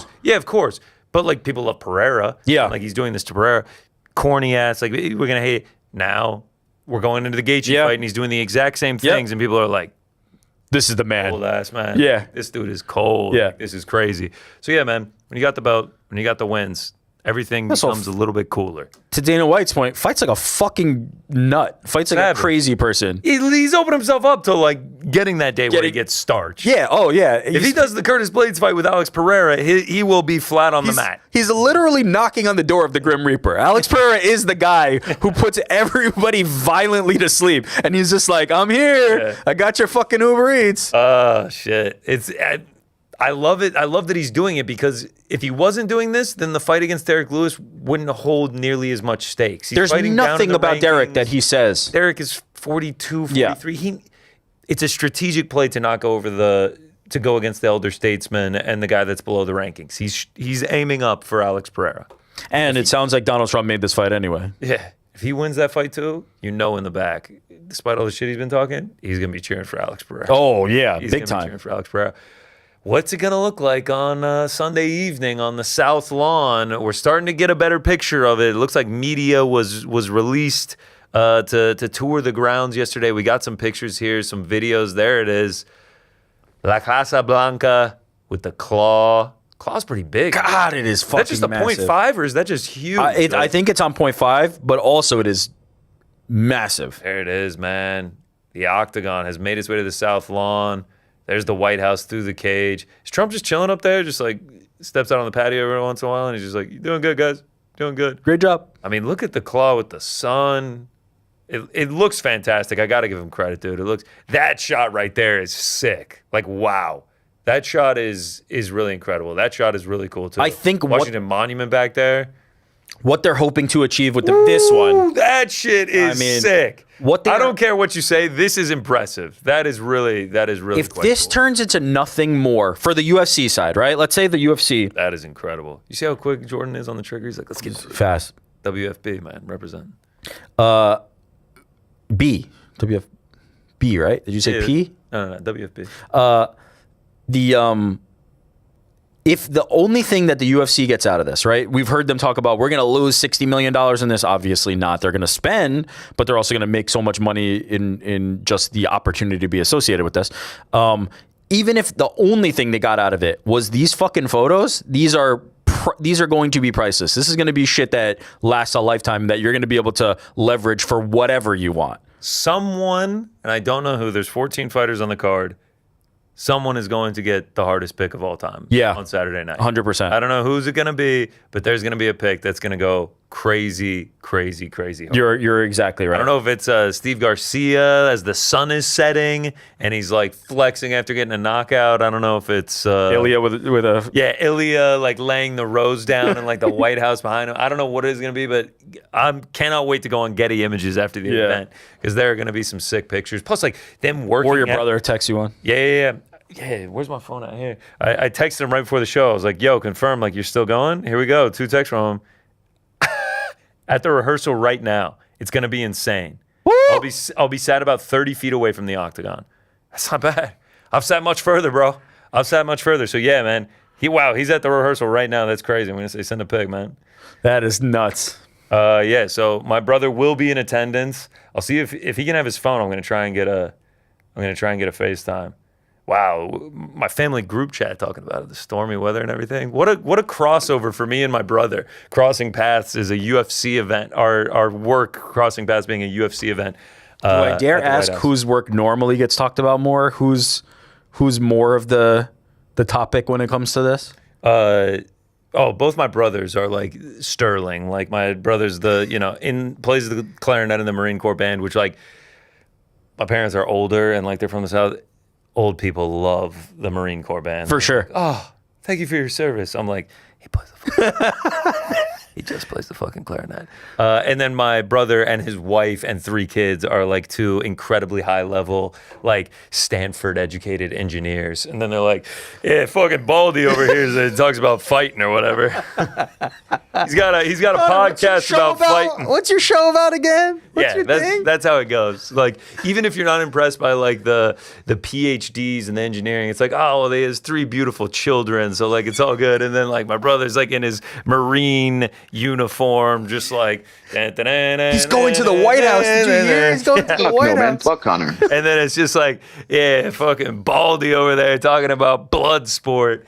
Yeah, I'll like turn it on around the kids. They're like, Connor, please, please. I don't get fucked. No UFC around the kids, please. For the first time ever, you're in the equal footing. Yeah, the bald single uncle's got to watch his fight sport. Take it in the other room, please. That's how it goes. That's how it goes. We're not only getting pictures. EA has released what it's going to look like in the game, baby. EA Sports, it's in the game. I mean, this is sick. And like, this is kind of what it looks like. They could update the claw. The claw needs Yo, are they going to let off fireworks? What if they let off fireworks when someone gets knocked out? It's like pyro for WWE. Crazy. Look at that. Pereira, Ciro gone. Woo! Yeah, this isn't doing the claw justice, but that's pretty sweet that they got the White House back there. It's sick, dude. Yeah. I wonder, do you need to like, I'm sure they have to approve that. Like EA had to fucking talk to the government to be like, yeah, we're going to put you in the UFC game. It's crazy. All the like little logistical things to this are fascinating to me. The pictures from behind the scene are going to be sick. It's going to be really cool. Like now that it's here, like I'm really excited to see what the production looks like. Obviously, you can join us Sunday night. We'll be in our new studio for the watch party. We've got many things planned, especially our outfits. Our outfits are going to be fantastic. UFC White House watch party right here on the channel. 7:45? Yeah. 7:45 tip-off for that one. We'll get going, and then we'll be from pillar to post from the second they go on air to the second they go off. We will be with you. It's going to be fantastic. I'm giddy. I'm excited for it. I think it's going to be fantastic.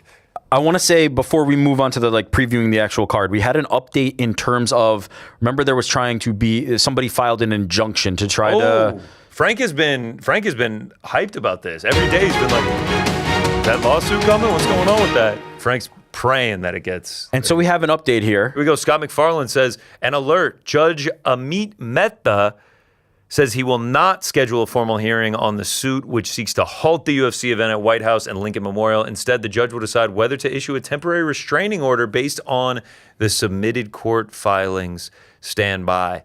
I'm going to be totally real with you guys. I have no idea what that means. Essentially that this lawsuit is not going to be anything, have its trial, have a day in court, but there might be some kind of temporary order, maybe. The judge is essentially just going to take what they filed in court, the defendants and the plaintiffs, and make a decision without actually having them come into court, make arguments, have a whole trial, because by the time they do that, the event will come and go. Okay, so the judge is going to make the call. He's like, I got this, guys. And I saw... He's going to make a judgment. I saw this tweet here from ESPN MMA saying, government attorneys claim the Department of Interior and the National Park Service violated no federal laws in allowing UFC Freedom 250 card this Sunday. Of course, they would say that. The claim comes in response to an emergency injunction application filed last week in the District of Columbia Federal Court by the Public Integrity Project in an attempt to halt the event. And so essentially the government saying, we ain't doing nothing wrong. This is all gravy. I have a strong feeling that the event is going to go federal fucking prison. What would the response be if it did not? Forget the weather thing, right? The weather thing, people will be like, "Oh my god, I can't believe that happened." A clowning of epic proportions. It would be nuts. Clown. Jan 6 all over again. What'd you say? Jan 6 all over again. If that's what happened, if literally they were like, "Yeah, this is illegal. You're not going to perform this White House card." There will you're saying the result would be a riot, an insurrection on the Capitol. Riot? It was a normal day in D.C. It was just a tour. I thought you were saying... Oh, right. I thought you were saying like the reaction... I see what you're saying. Do you, though? I don't think that would happen. Pardon Frank. He doesn't know what he's saying. I don't think that would happen either. I think they would just get clowned on social media like to Kingdom Come. It would be awful. I'm with you. That will not happen. I actually think it is trading on Kalshi right now, whether or not the event will happen, and it's like minus 3,500 that it will happen. I feel pretty strongly with everything going on. It's going to happen. It's going to continue. All right.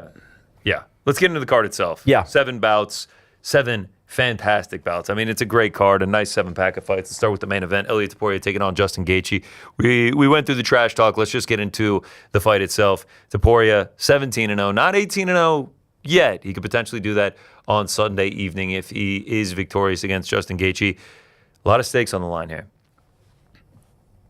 Justin Gaethje could become undisputed champion after a long and winding road to get here.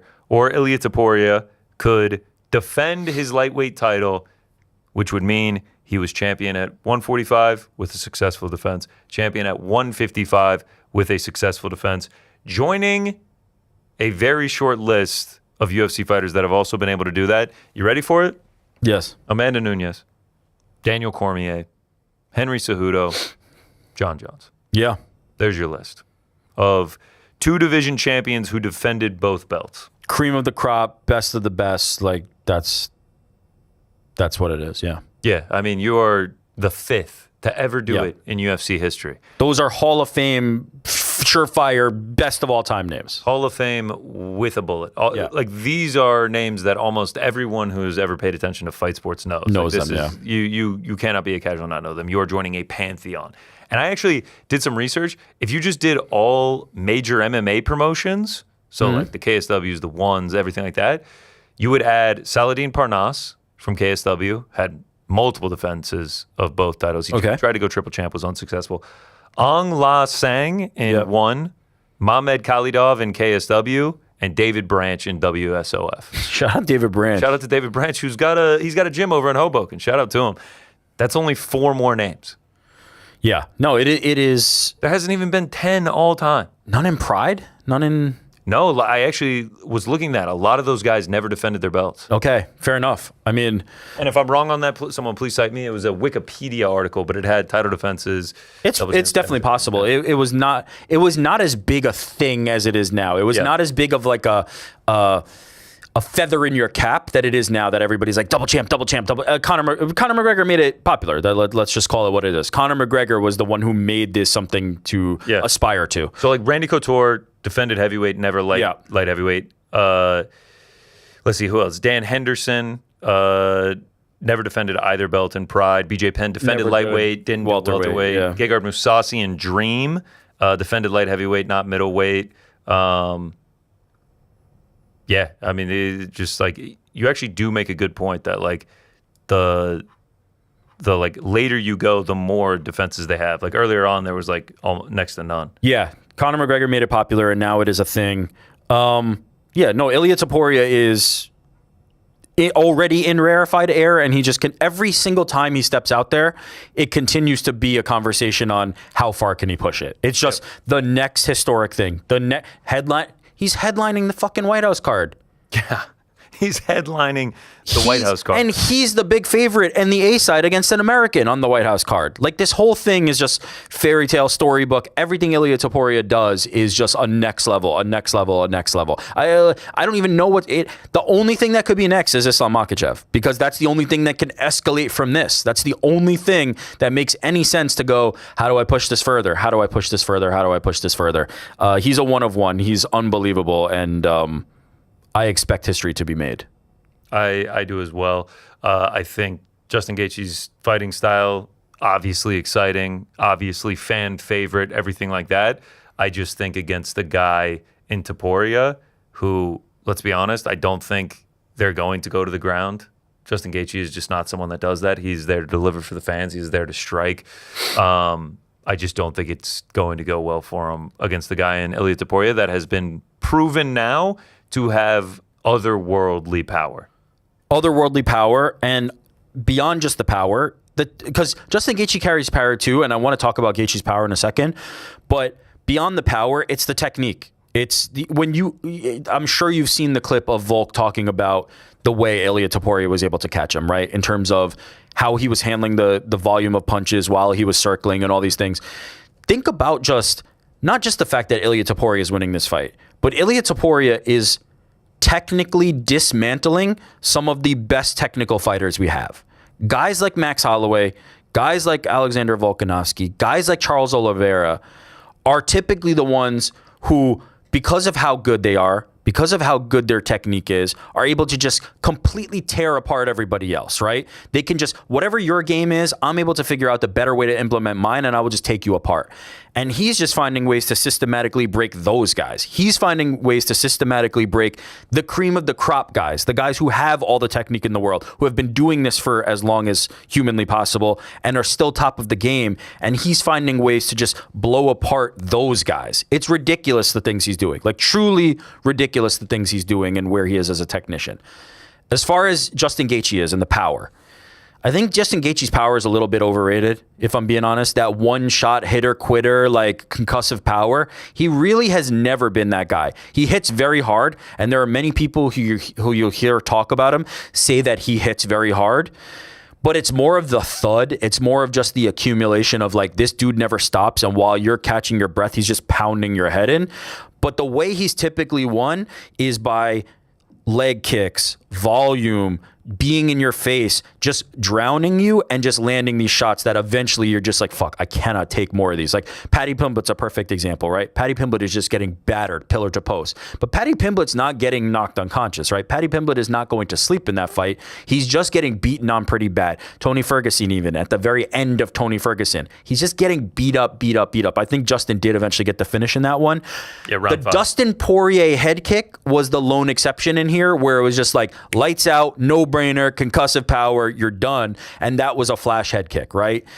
Justin Gaethje is not that guy, in my opinion, and has never kind of been that guy. He is just much more of a very durable, very tough, relentless guy who hits hard. He hits hard, but Ilia Topuria hits different level. Statistically, to back your point up, he did get he has 19 knockouts in his career. Like, they're all early. Yeah, a ton of them to WSOF. And then early on in his UFC career, in the last 6 years, so since June of 2020, he does only have the Dustin Poirier knockout. Yeah. You know, in the wins, Michael Chandler was a decision, Fiziev was a decision, Fiziev again was a decision, Paddy Pimblett was a decision. We've also seen Ilia Topuria, you know, obviously people's chins get checked all the time, but like he has eaten some big shots. He has a good chin. He has eaten some big shots, like against Max, obviously the head kick against Shai Herbert. Like he has taken some big shots and shown that he has a chin, where to your point, the power is just different for you. To be able to KO Alexander Volkanovski like that, to be able to KO Max Holloway in that fashion, to be able to KO Charles Oliveira like that. And look at what Max and Charles have done since then. Like, they are not washed. They are not past their prime. Look at what Volk has done since then. Every one of those guys. None of those guys are past their prime at all. They've gone on to have great careers after it. The power right now is just like, it's just such a threat, and he knows it too. He has that confidence of just like, I'm just going to catch you at some point. And like, if you want to say, okay, well, like, what if you don't catch me? It's like, well, I 50-42 Josh Emmett. Yeah. Like, he took a lot of shots. Who took the beating of a lifetime. Beating of a lifetime. Josh Emmett has never been the same since that. Yeah. He like, yeah, it's crazy. So, yeah, the pick for me is Topuria. The pick for me is for Topuria. I don't think there's a world where Justin Gaethje is the better striker. Objectively, like just being honest with yourself, there's nobody who thinks that Justin Gaethje is a better striker than Ilia Topuria. The path to victory for Justin Gaethje is to really just chop, right? You just have to chop wood. You have to be on those leg kicks. You have to be on Topuria and just pressure. The problem with that game plan, as you saw when Charles Oliveira was like, I'm going to come out and pressure Ilia Topuria, is when you try to do that, you walk into the most dangerous puncher in MMA stuff. Like you're opening yourself up for the worst possible outcome. Granted, you're also presenting an opportunity for yourself to win. If Justin Gaethje takes that approach, I think there's a better chance that he wins that fight than if he just sits back and gets picked apart. So I'm not mad if Justin Gaethje wants to do that. He will inevitably get clowned if he does that and then gets knocked out. But I don't think it's the wrong strategy. You said you don't think Justin Gaethje is a better striker than Ilia Topuria. Is there anyone in the UFC right now that's a better striker than Ilia Topuria? Yeah, I don't know. I don't think that there is probably. Like, especially at these weight classes, like your knee jerk would be like a Max Holloway. It's like, well, yeah, he ended that pretty quickly. Probably not, right? You're talking about the Alexes and the Izzies, and it's a little hard to translate just because those guys are such heavier weight classes, slower. It's not necessarily the same kind of thing. I'm confident in saying at the weight classes around his weight, nobody's touching this guy on the feet. Now, while we're confident in Ilia Topuria, anything can happen. Absolutely. Anything can happen, especially in a fight like this, Right now, Ilia Topuria trading on Kalshi minus 459. I think Dustin Poirier is a level above striker to Justin Gaethje, and Justin Gaethje kicked his head off in their fight. These things are always on the table. These things can always happen. Again, Justin Gaethje gives himself an opportunity to compete every time he's out there because he is one of the toughest dudes who's ever walked the planet. Like you have to kill him to get him out of there. That is how you beat Justin Gaethje. I think that Ilia Topuria is capable of that. That's where it ultimately lands for me. We also talk about the history he's chasing. I know this is sort of a superficial one, but Ilia Topuria is now up to 16.4 million followers on Instagram. Ranking all time on Instagram for MMA fighters, Conor is obviously one with 45.8 million. Khabib 2 with 43.6. A lot of that coming from that night with Conor McGregor. Number 3, Ronda Rousey with 16.6. She's old, washed, bad for the sport. Nobody likes her anyway. But yep, keep going. And then Ilia Topuria at 16.4. And I feel very... What's Islam at? 13.4. Woo, boy. I feel very confident Ilia Topuria, by the time Monday morning rolls around, he will have passed Ronda Rousey. Damn. Shout out. I mean, Ilia is fucking on fire, man. He really is. It's crazy. I think you guys have only been talking about his striking. You forget that he spent 15 years doing judo and Greco-Roman wrestling. Like, he just has the ultimate background for any fighter. Yeah, he's nasty on the mat. Like, he just has a complete game plan. I mean, he subbed Bryce Mitchell. Like, he's a guy who is nasty on the ground. He actually has more submission wins than KOs in his career right now. Yeah, and early in his career, a lot more people wanted to try and test that. I think people have kind of smartly gone away for that. Yeah, smartly. So you can stand and strike with him. So you can stand and get fucking blasted. Right now, he has this aura. He has this capability to where, like, a rocket ship is an understatement. Like, with each win, with each, like, moment, the stakes go up, and, like, he just becomes that much bigger of a star.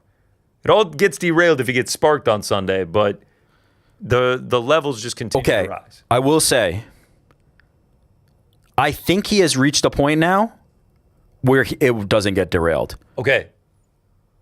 Derail being the main term there. It is not over. Ilia Topuria will still be a massive star on the sport. He will still be a massive draw. He will still contend for titles. He's still young, everything like that. What I'm saying is this trajectory of just straight to the moon, in my opinion, does get derailed if he gets sparked out. I don't think so. I think he has reached the Conor level, which is Conor loses to Nate. It's massive. Everybody's like, holy fuck, what the fuck happened?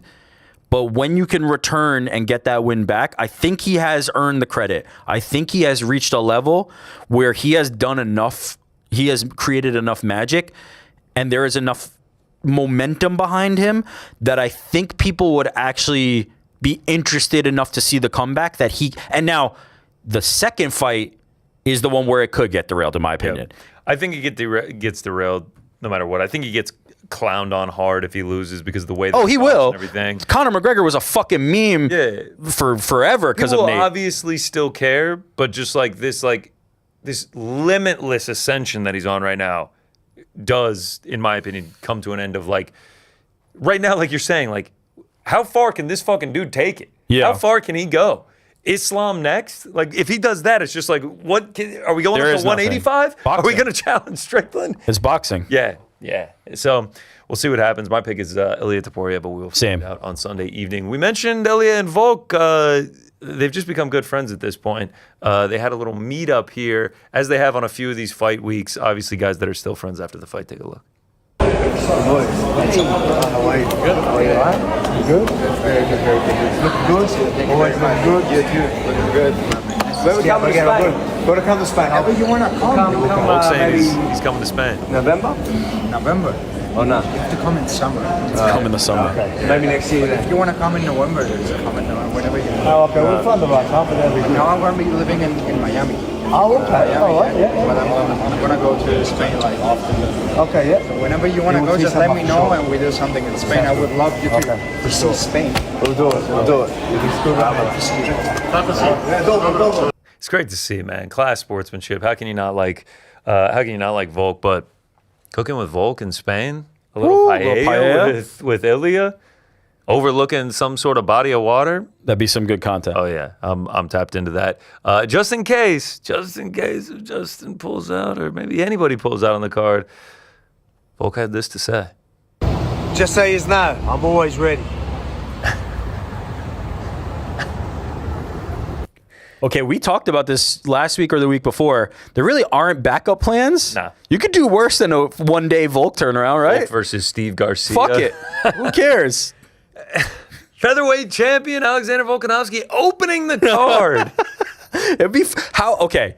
It would never happen in a million years. But how fucking sick would it be if Volk was just like, yo, I'll do it. By the way, UFC 200. UFC 200. Anderson Silva legit did this. Yeah. Like, it actually happened where Anderson Silva was like, yo, you need somebody to fight Daniel Cormier? I don't give a fuck. I'll fight Daniel Cormier. It was some gangster shit. Like, it got him a lot of props at the time. It wouldn't happen just because I don't think they want to do that to Volk, and, you know, him carrying that title, it would probably be pretty tough to navigate that. I do think Volk will be willing to if they actually called. If somebody fell off and they were like, we know. Oh, I know he'd be willing to. But please would you don't. do it? Yeah. No, please don't. No more short notice for Volk. He'll be in Hoofy's corner this weekend against Michael Chandler. Let's go to the co-main event. Alex Pereira taking on Cyril Gane, another one of the biggest stars in the entire sport. And Alex Pereira, what is he at on IG? I'm pocket watching people's followers today, but you know, what is he at, like 9 mil, 8.3? Okay. Hey. All right. I mean, still a big star in the co-main event, taking on Cyril Gane, making his debut at heavyweight in the UFC, and he will be going for an interim heavyweight title. We've had this discussion. Is it triple champ? Sure. My vote is no. You'll have the picture, but like, regardless what he's doing is unprecedented. Well, here's the thing. Even if it doesn't count, there's a world where it becomes that if Tom doesn't return as fast as even if we don't count the interim, which I will not. I think it needs to be the undisputed. If he wins, the next fight is for undisputed. Well, without a doubt. Here's what I think is the rub with the interim and why you're like it doesn't count. Because it typically implies like lesser quality, right? It typically implies like you didn't really earn it against the guy. But for all intents and purposes, with Tom Aspinall sidelined, Cyril Gane is the guy. Cyril Gane is the guy who was fighting Tom Aspinall for that belt. Like, it's not like this was Justin and Patty, right? Justin and Patty is like one of the most offensive things that they ever strapped a title to, in my opinion. It just makes no sense. Didn't need it. Not that belt means absolutely nothing. Couldn't agree more. Cyril Gane is a real title contender, somebody who has fought for the belt, somebody who was in the fight with Tom Aspinall that unfortunately went the way it went, and now Tom Aspinall is sidelined, to the point that if you're saying Alex Pereira is a 3-division champion, I'd have a hard time saying no to that based on the strength of the opponent. That's kind of where I land at. Is the next best thing, but there is still a champion in waiting in Tom Aspinall, and when he returns, that is who the winner of this fight is going to have to face. And also, like, the unprecedentedness of this, like, we talked about, like, Conor McGregor fought at, 3 weight classes. When he fought up at 170, it was against Nate Diaz, and essentially just a massive fight. There wasn't championship implications on the line for the 170 belt. Jared Cannonier, who lost a shit ton of weight and eventually got down to 185. Like, you have these dudes who went in 3 weight classes. Alex Pereira won the undisputed belt at 185, won and defended the undisputed belt at 205, and now he is fighting for the interim heavyweight title. Like, he is fighting at the peak of the peak in this 3rd division. Like, this is unheard of, whether you count the 3rd belt or not. Yeah, no, Alex Pereira has only been in high-level fights since capturing the belt. Like, he is just main event championship level fighter in every single fight. And like across like 75 pounds too. Like, he's like 260 going into the fight on Saturday. He's a thick boy. Has fought at 185. Yeah, do we have the video of him sparring? Like, my man's looking big. They're saying he's weighing 258 right now. The fucking dumpy looking outrageous. The power's going to translate. Action breaking down the high ass is one of the best things that this show has ever produced. Now, is the speed going to translate? I don't think the speed's going to be a problem. Yeah, I see a lot of, Monday morning quarterbacks, the couch quarterbacks, seeing this and being like, yo, he looks slow, man. Wait, this technique drill that he's doing? Yeah, I think he's just shaking it out, man. Yeah. He's just shaking it out. Yeah, here we go. Middleweight, chiseled, abs, light heavyweight, much of the same. now you're kind of seeing that muscle getting backed on at heavyweight. I also love how, like, middleweight, we're going, like, high and tight on the haircut. Light heavyweight, we're going, like, nice and styled haircut. Heavyweight, beard growing out, hair kind of messy hairline. He's like, I don't give a fuck. Okay. A few questions based on this. Are you concerned at all about the weight that Alex Pereira is putting on from a physicality perspective? Like, that he's not actually, his frame is not as big as Ciryl Gane's. A touch, yeah. I mean, there is that argument to make that, like, Ciryl Gane fights at heavyweight because he's meant to fight at heavyweight. Alex Pereira is fighting at heavyweight because he's a big dude who is able to add on that size. I just don't know. That's what makes this fight so intriguing to me, man. I can't wait to see what he looks like at heavyweight. And the other thing I'd wonder is, would Alex have been better served coming in lighter? Would Alex have been better served coming in 220, being that fast, quick kind of heavyweight, as opposed to adding the density? Yeah, I don't know. Because Ciryl Gane he's a big boy, man. Yeah. Like, he's going to come in He's there. in the 240 to 250 range all the time. I mean, you don't want a dude who's going to come in there and grapple you and be able to use that size advantage on you the entire time. That's what makes it so fascinating, man. It's going to be a fantastic fight. Ciryl Gane is an incredibly competent striker, defensively sound when it comes to that. Like, I think this is 50-50 right now on Kalshi, and I think for good reason. We don't know what is it on Kalshi. Do we have those odds right now? We don't know. Right now it's trading -117 Alex Pereira, -108 Ciryl Gane, 50-50. Yeah, 50-50 on the percentages. Makes sense to me. It's a hard fight to cap because of the unknowns of Alex Pereira. If I knew that Alex Pereira's skills translate up, right, then I feel much more confident in the fact that Alex Pereira's power is going to be a real deterrent for Ciryl Gane. Whereas Ciryl Gane is not really shown to have that kind of one-hitter quitter concussive power. Alex has shown it, but he's shown it at lighter weight classes. It is a lot of mass to be adding. It's a lot of extra mass on the guys that he's hitting, right? As you go up, that power starts to get less and less and less, and you see guys as they move up weight classes, they're not getting those one-hitter quitter KOs as much anymore. This is the ultimate jump, right? You're jumping up a massive amount of weight, 50-something pounds for him, to the point that, or 40-something pounds for him, to the point that I wonder, does he have the power to compete? As far as the technicality of the striking, I'm always going to favor Alex Pereira over nearly everybody else, skill for skill, technique for technique. Kickboxers are just different, right? And he is a very skilled striker. For MMA striking, though, Ciryl is fast. Ciryl is powerful, right? He's not a one-hitter quitter guy, but he is powerful. And I think Alex is going to have his hands full. This feels like a real challenge. This feels like a real test for a guy that I believe in to a very high degree. I lean Alex. I think the power will be there at some point or another, and Ciryl will have to taste it and be hurt by it. But is it going to put him all the way out in the way that it did everybody at 205? That's what I'm not sure about. And I also am concerned about the mobility. Yeah. I'm not concerned about the hand speed. Like, I'm not looking at that drill and being like, boy, I thought Alex's hands would be faster. You'd have to be an idiot to think that. I'm concerned about the movement. I'm just concerned about the fact that Ciryl Gane does not move like a heavyweight. Ciryl Gane moves like a much lighter man. Is Alex Pereira going to be the one that's a little heavier? Now, granted, Alex Pereira is not exactly Sean Strickland in there. He's not exactly dancing around. He's not exactly trying to just pepper people with shots. He is most of the time planting his feet and throwing bombs, right? It's not like he's going to need to be moving too much. If Alex Pereira gets into an exchange with Ciryl Gane or into a flow with Ciryl Gane, where he can plant his feet and stand in front of Ciryl Gane, and Ciryl Gane doesn't have the power to hurt Alex Pereira, it's going to be bad for Ciryl, right? Because if you can't move Alex, if you can't make Alex think, move, do something different, he's going to stand there and he's going to unload hooks that are hellacious. If Ciryl Gane can frustrate Alex, if Ciryl Gane can not be there when Alex is trying to strike and make Alex move, I think Cyril's going to have quite a bit of success. So I'm torn on this fight. As it's gotten closer, I was more confident in Alex early when this fight was first kind of talked about and announced. As the fight creeps closer, I start to more and more think Gane. You talked about like your concerns about Alex Pereira's mobility, and he's going against a guy that is incredibly mobile for heavyweight. Probably the most mobile heavyweight.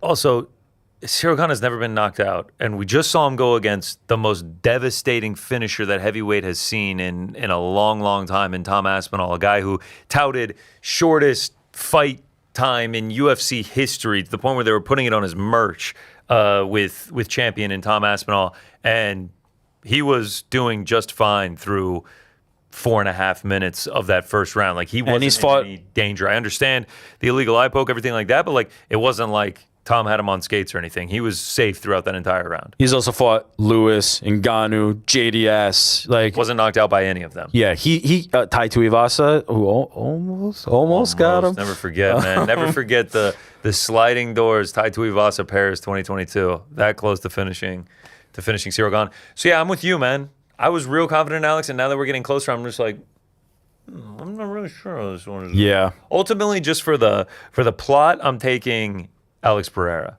I mean, the guy's resume is fucking It's ridiculous. insane. Okay, but we must acknowledge there is no world where he is the GOAT off this one win. It's just not a thing. He begins conversations, and if he beats Tom Aspinall, he has to be on your Mount Rushmore. If he beats Tom Aspinall, I'm willing to engage the conversation until that, or John Jones. Until that point, the win over Cyril Gane does not do that for me. I'm not making him clear GOAT. Hall of Fame, top 10. I think he's already there. Bullet. Yeah, of course he's Hall of Fame. What am I saying? Like, the guy has headlined UFC 300, International Fight Week, Madison Square Garden twice. He's fought, by the way, Sean Strickland, former champ, Israel Adesanya, former champ, Jan Blachowicz, former champ, Yuri Prochazka, former champ, Jamal Hill, former champ, Yuri Prochazka, former champ, Khalil Roundtree, highly ranked, Magomed Ankalaev, former champ, former champ, Cyril Gane, former interim champ. Yeah. Absolutely insane run for this guy across now a third weight class. Alex was kind of the bridge between the John Jones era, or at least like that version of the John Jones era, and Ilia Topuria in my mind. Like, Ilia Topuria in my estimation, and just the fact that he's headlining this White House card, kind of has the torch right now, right? There was a time that Alex had that torch, and I think that he was that period between, and he did it well. He's a no-brainer, like top of the upper echelon type guy. This would put him in a higher category for me, but not significantly. I mean, his November 11th, 2023, the first Yuri fight, to the Khalil fight, the amount of times he saved the UFC while racking up 4 championship bouts. Freakish highlight reel. Winning all of them by knockout. Yeah. That was all-time moment. That was peak Poetan. We'll see what happens on Saturday night. He's chasing history either way. Cyril Gane once again getting a title fight. I know it's interim, but if he wins, obvious rematch with Tom Aspinall. The only other person that could even put a claim on triple champion is Anatoly Malkin in 1, and that's like their weird like 205, 225, 265 shallow division stuff. If Alex Pereira is able to do this somehow, it would be all time. It would be all time. We will find out on Sunday night, though, at the White House. It is going to be incredible. Let's keep rolling along on this card. Sean O'Malley taking on Amin Zahabi in a 135-pound bout. This one, Sean O'Malley is a massive favorite, but I'm not like fully sleeping on Amin Zahabi to get his doors blown off. He always finds a way to keep it close. Amin is a better fighter than he presents as.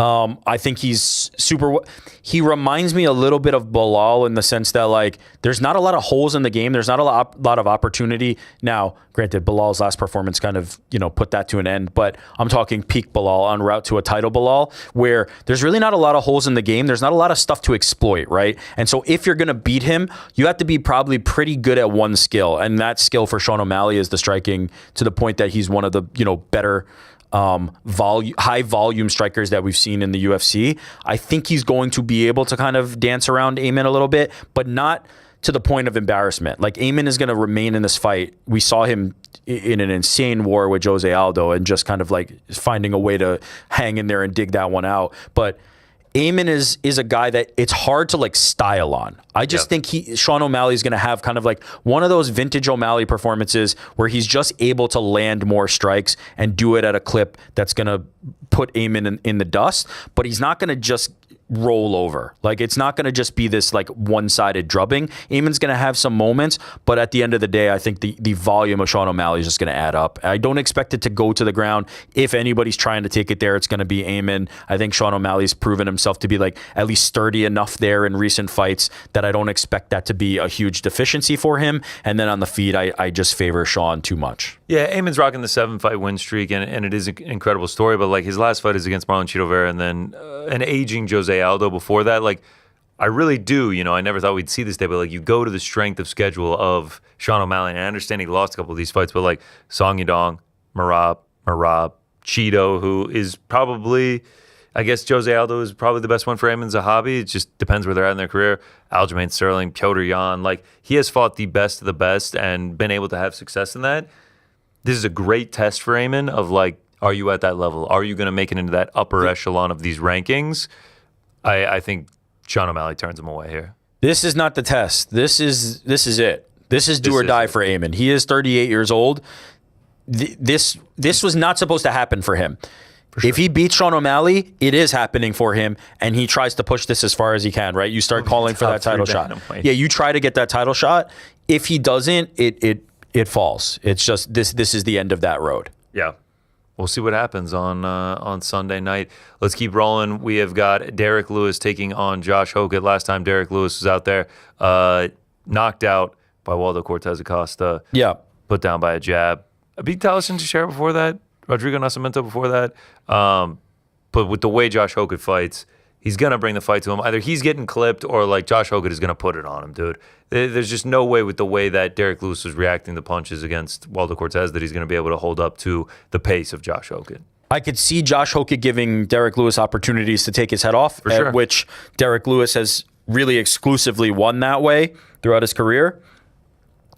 I don't know that Derek Lewis in 2026 is the guy who capitalizes on those things as easily. It just takes a little longer to get that engine started, and by the time it does, I think that Josh is going to have him huffing and puffing. Like 4 minutes into this fight, when Josh is just relentlessly on top of Derek Lewis, I don't imagine that Derek's going to have much. And, you said you don't expect him to wrestle, but like, I could see a world where he's striking, you throw him into a double leg and just pound his head in from top position. I don't think that that's a bad outcome for Josh Hokett either. So, yeah, Josh Hokett's going to win this fight. Yeah, I feel the same. Unless he just walks onto something, which can happen. Would I be shocked if it was 42 seconds, round one, Derek Lewis KO? I'd be like, well, no, that's not shocking. So I think it's just a bomb from Derek Lewis, or Josh Hokett just accumulates the damage and is able to finish him at some point. But either way, it's going to be very interesting to see where the heavyweight division goes from there. Because if Josh Hokett wins, there's going to be major implications on that co-main event. Mauricio Huffy taking on Michael Iron Chandler, Mike Chandler, however you want to put it. He's 1-5 in his last 6, taking on a red-hot Mauricio Huffy. I know he struggled against BSD and got his first loss in the UFC, but the trajectories he's on compared to Michael Chandler is quite different. And not for nothing, moving camps and like training with somebody like Volk is probably not that Fighting Nerds is a camp you don't want to be associated with and doesn't have the ability to help improve your game, but that championship mentality, that that awareness of the game that Volk has, and his team has been able to like execute with him, I think is going to have him pretty well prepared, where the focus is a little bit there. The wrestling is always going to be a factor, right? Like we know that the grappling is the most glaring hole in Hoofy's game, but the striking is just so advanced. The striking is just so far above Michael Chandler at this point in their careers. Michael Chandler might be able to get some takedowns. He might even be able to control it for a bit. There's going to be too many opportunities for the striking, in my opinion, where Hoofy is just going to land something. He's 12 years younger. Yeah. 11 years younger than Michael Chandler. He's 4 inches taller. Yeah. Like he's got the size advantage. Yeah, 3 inches taller, 4 inches of reach, 11 years younger. In my opinion, he's got the finishing upside. There's just a lot on Mauricio Huffy's side, but like you said, Michael Chandler does have the wrestling. It was BSD that sort of was just like, yo, I'm just taking this dude to the mat, and like that's how I'm going to win this fight.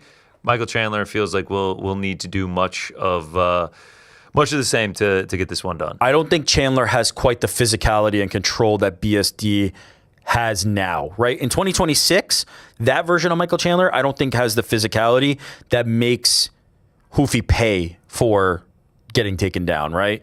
There was a time in his heyday where Michael Chandler would punish people. I just it's not that era anymore, unfortunately. Also, all love to Michael Chandler. 1-5 in his last 6, 2-5 overall in the UFC. Still ranked in the UFC rankings. God bless. That is See you at the top. That is egregious. Bo Nickel taking on Kyle Dawkins.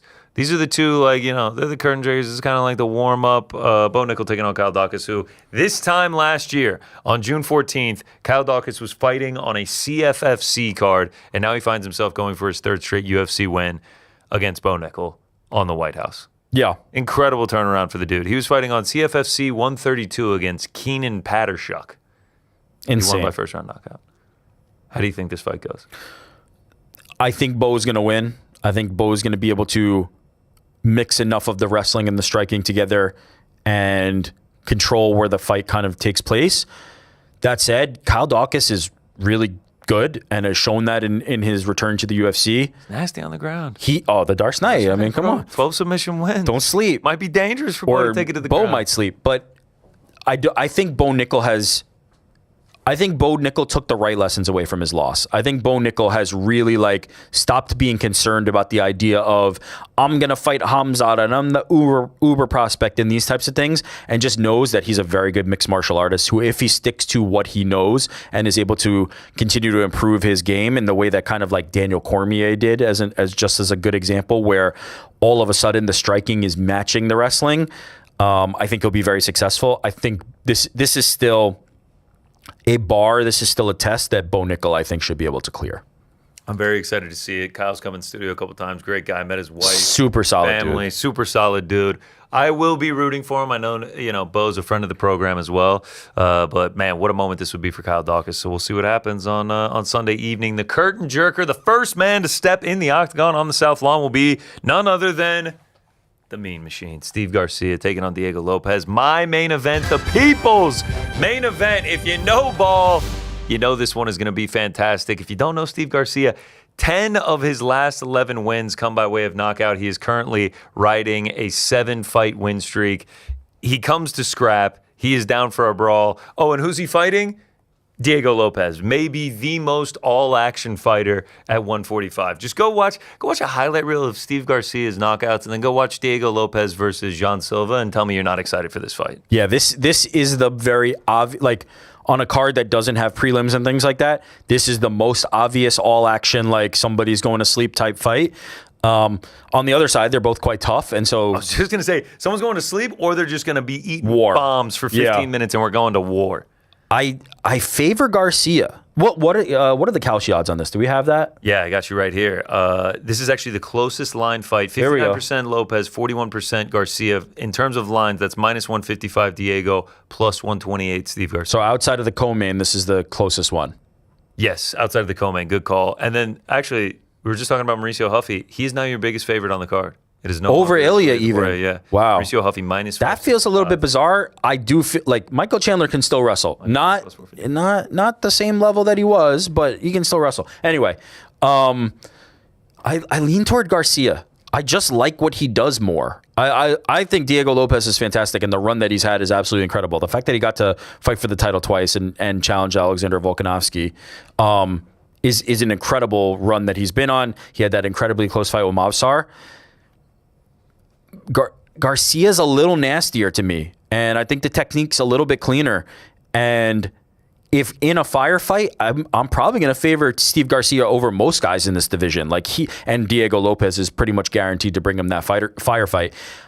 To the point that if Diego Lopez gives Steve Garcia the same fight that he gave Jean Silva, I think Steve Garcia is more equipped than Jean Silva to actually come out on top on that one. Jean Silva's more of a clean type striker. Not that he can't battle, not that he can't go to war, not that fight didn't live up to expectations, not that people weren't expecting that one to be a banger. But Jean Silva does his best work when he's a little more the aggressor and going in and out than when he's standing in the pocket and trading and going to war with people. Steve Garcia is the opposite. Steve Garcia thrives in the absolute violence and chaos, And I just think I just like what he does a little bit more. So I'm riding with the dog on this one. I am as well, but I actually think this is a fight where Diego Lopez would be beneficial to take it to the mat. We see him training at Oklahoma State, obviously, with David Taylor, one of the best programs in the entire country. We know he's nasty on the ground as it is. Steve Garcia has no subs to his name, is not a ground guy. He is there to strike. He is there to swing. He is there to knock you out. Obviously, Diego Lopez is willing to engage in a war. Has Diego Lopez ever aggressively pursued takedowns against anybody? You know, that's a great question. I mean, I'm looking back at these fights and none off the top of my head. He ended up on the ground with Movsar. Here, but that was Movsar trying to press that. That was his first UFC fight. Let's see. Most takedowns he has gotten in a fight. He got 2 against Volk. He got 3 against John Silva. And then other than that, he had 3 again. Oh yes, So actually, that's a good point to think about. When John Silva was winning on the feet, those moments that John Silva was winning on the feet, Diego Lopez was able to get timely takedowns. If he could do that against Steve Garcia, he does keep himself safe. So yeah, you're making a good point in terms of the grappling.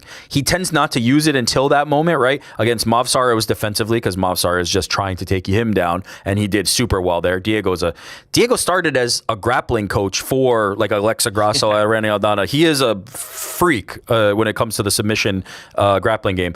But on the feet, we saw John Silva kind of give him trouble until he didn't, right? John Silva got himself in hot water.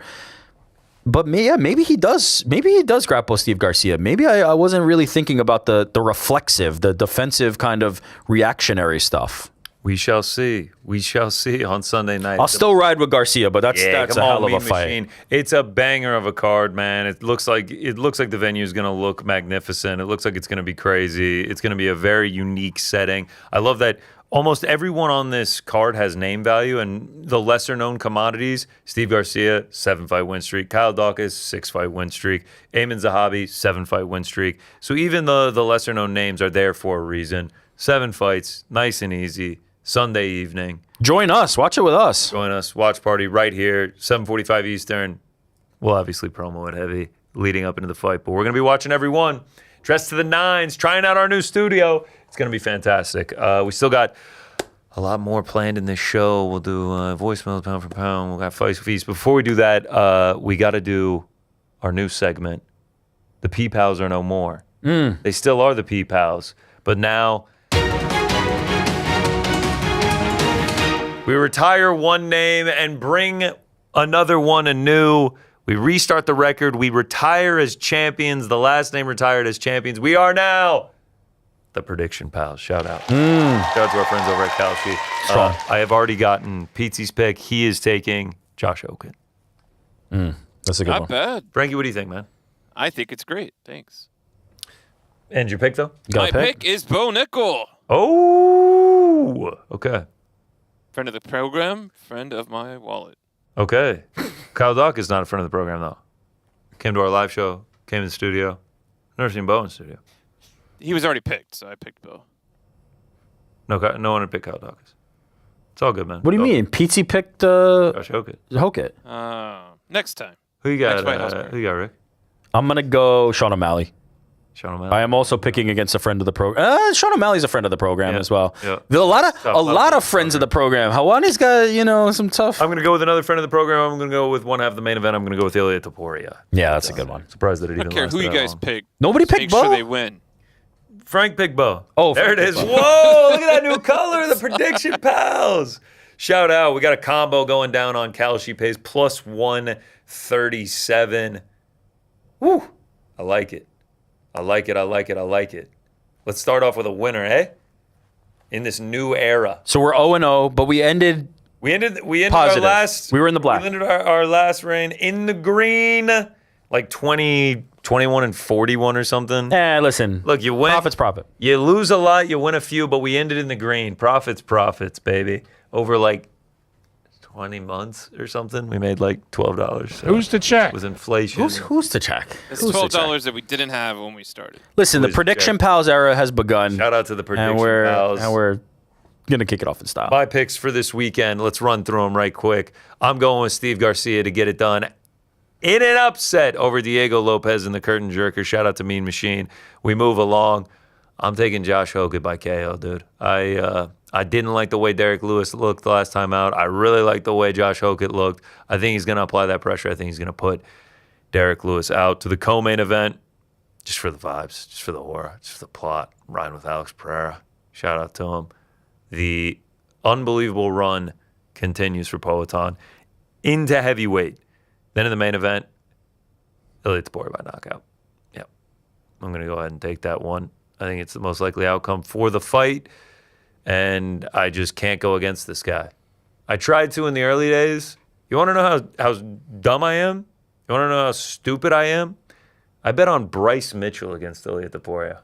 At the time, that made sense. Didn't age well.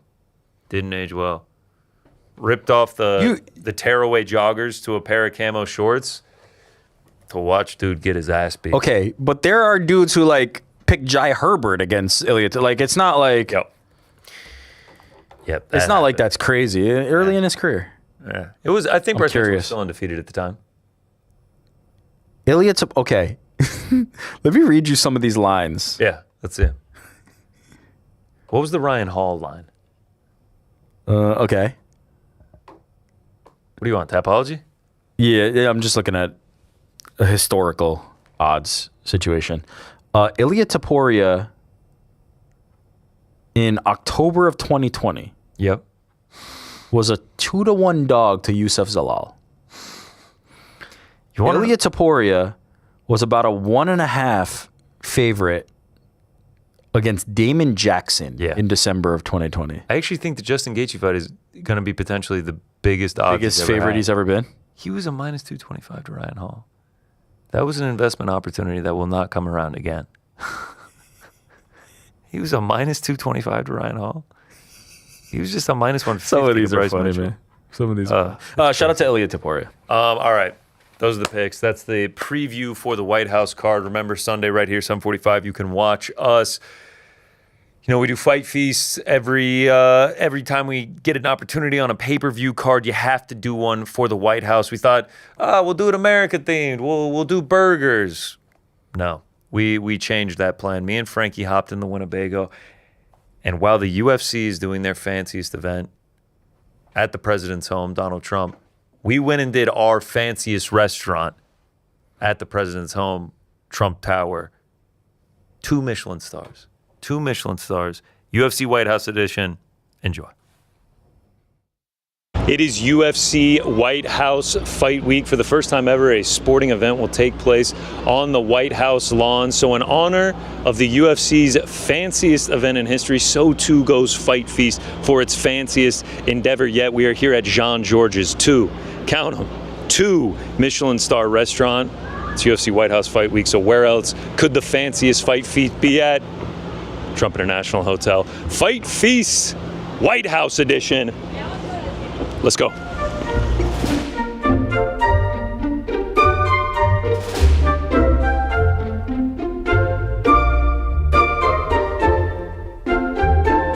All right, here we are, beautiful Jean-Georges, 2 Michelin star, no big deal.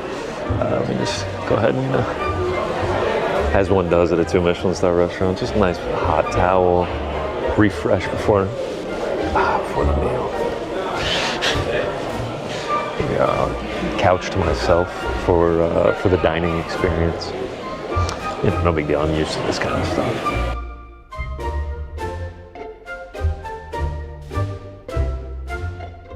Ginger margarita, the house special to start off. What is this on the rim? Yuzu. Just get out the Rolex adjacent here. Yeah, that's a Rolex. No big deal. It's a Rolex. Don't look at it too hard. It's definitely a Rolex. All right, ginger margarita. Frankie, cheers. To begin, we offer our lovely bread and butter service. These breads are coming from Olenstein Bakery, which is right here in Manhattan. Starting with the darkest, that is a sunflower seed Swedish rye, followed by a poppy and sunflower seeded sourdough, finishing with classic sourdough and lightly salted butter from Brittany, France. Hand spun by the Bordier family. They've been making this butter for over 125 years, and it is absolutely perfect, so enjoy. How do we get the butter like this, the corkscrew? They use wooden paddles that have little grooves in them, and they essentially treat the butter as if it were clay and as if they were doing pottery. All right, let's try some of this bread. big bread guy. They actually called me Bread Burks back in high school because I just ate so much bread. So I'm going to be a judge of this. Little unicorn horn here. You know, they actually called me Butter Burks back in high school because I ate so much butter. Here we go. Yeah, I'm going to need a loaf of that. A couple of these horns to go. Okay, Frankie is claiming this brown bread. Little pumpernickel? Be a little pumpernickel here? Brown bread? Rye bread? Pumpernickel? Little pumpernickel? Rye bread? What did you say? Rye bread. All right, this is the amuse-bouche. How often do you get to say you're having amuse-bouche for lunch, Frankie? Crispy rice salmon, and then a creamy pea soup. This is how fancy we are. I noticed no spoon. I said, sir, the spoon, we're gonna sip it like this. You wanna make sure you get all that Parmesan as you sip it, they said. Crispy salmon. Here we go. One biter? Yeah. That is phenomenal. That's everything you dream of in a bite. Some sort of like spicy mayo in between the crispy rice and the salmon. Salmon fatty, tastes like perfection. Sipping soup on a Friday afternoon? Are you kidding me? 2 Michelin stars? Oh yeah, I actually really enjoyed the amuse-bouche, thanks. Oh, yeah, wow. Wow. Frankie, your thoughts on the amuse-bouche so far, sir? My favorite thing that I've eaten today, the soup especially. I want more of it. They're not kidding. That second sip, I don't know if we can get in there, but like you see the pea soup hidden under the Parmesan. It's like this little green treat hiding under the Parmesan. We're off to a hot start here, people. We're alive and well. Get the pinky out, like it. If every dish goes like that, this is going to be one of the greatest restaurants I've ever eaten at. That was a tremendous start. They tell me I didn't need a spoon. I'll make my own spoon, huh? The bread's great. The soup is amazing. That's how you eat soup. Yeah, power play. Fuck the system, right?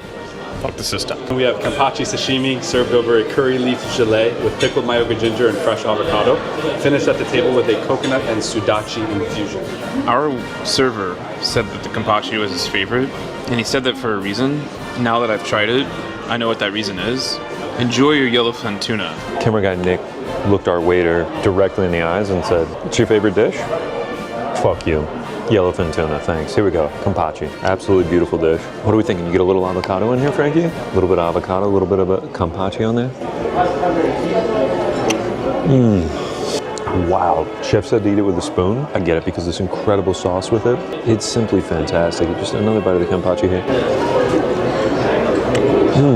It's a deep spoon, so it carries a lot of that sauce with it. How does it compare to the yellow tongue? Absolutely smokes it. Our waiter was on one. Camera guy Nick, when you ordered the tuna, I saw a smirk on his face. He was like, "Fucking idiot." See how deep this bowl goes? Yo, look at how deep the bowl is, dude. It just keeps going. Sorry. Excuse me. Sorry. Cut. For the gentlemen, we have our flowering tofu. It's house-made, soft-silken tofu, hand-cut, meant to represent the chrysanthemum flower. It sits in a charred onion and matsutake mushroom broth, topped with crispy yuba and micro basil. Underneath the tofu is tot soy and Meyer lemon, and it's finished with a house-made chili oil. For the gentlemen here, we have butter poached Florida Gulf shrimp finished over a bichutan charcoal grill, served alongside a fava bean and sumac salad topped with crispy red quinoa, and finished at the table with a preserved lemon vinaigrette. We're going to pass the mic off to Shrimp Boy now. You know, as is tradition, Frankie's got to get his shrimp. I'm alright being called Shrimp Boy, because let's look here. Look at this amazing look. It's nice and tender looking, slightly charred. I'm a right hand fork, left hand knife guy. Oh man, oh wow. The shrimp is literally flaking apart in my mouth. The sauce is adding a little bit of heat. You can't ask for more. How did the shrimp compare to Wegmans? I would say that it's giving Wegmans a run for its money. Wow, high price for Wegmans, okay. Flowering tofu. I'm gonna fuck this up like a chrysanthemum. Is that what he said? Oh, I nailed it. Onion brown there.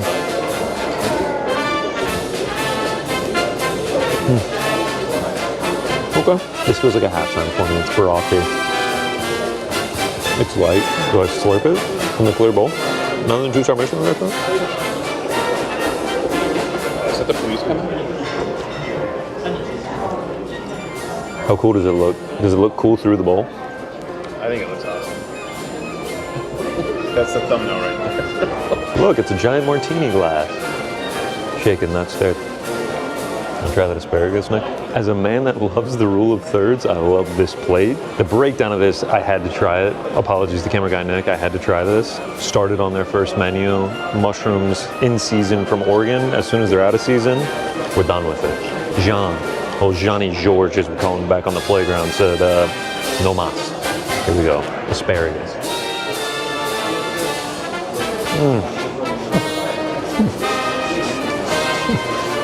This mushroom sauce is insane.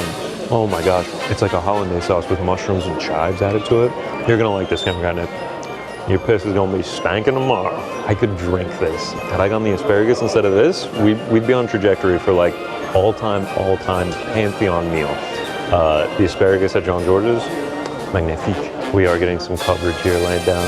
Me and Frank have been too messy during our meal, so we can't be unsightly here in John George's. It's like a big thing that says these guys eat like babies. For your main course, the gentlemen are enjoying gently roasted Wagyu strip loin topped with glazed maitake mushroom. Above the beef is cream Swiss chard and leeks. Over to your right is a porcini mushroom glaze, and your dish is finished with a horseradish emulsion. The main course, the Wagyu. Actually never had Wagyu before. Love that they hit us with a horseradish cream sauce. One of my favorite things to go with steak. It's absolutely gorgeous. Cuts like butter. Wagyu, first time. Yeah, it's class. I mean, it's just gorgeous with the horseradish. It goes so well together. Folks, it's 2 o'clock on a Friday afternoon. We're having lunch at John George's, 2 Michelin stars, just a little Wagyu on a Friday afternoon. Life has been worse. All right, I'm trying camera guy Nick's duck now. Dijon mezcal sauce right here.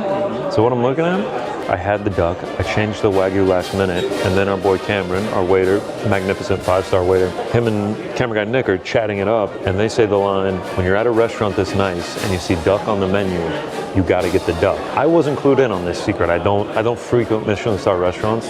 I've been to a couple 3s this year, a few 1s, you know. I've racked up my stars this year. No big deal, not bragging, humble brag, no big deal. Let's see how the duck is. Aged 14 days, Peking duck. Ooh. Sorry about that, camera guy Nick. Just took a big dunk in there.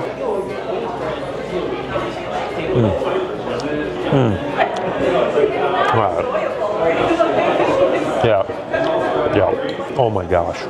The layers of flavor on the top of this duck, it is mind-bogglingly good. There are like 18 different layers of flavor on this duck as you go through it. It's cooked to perfection.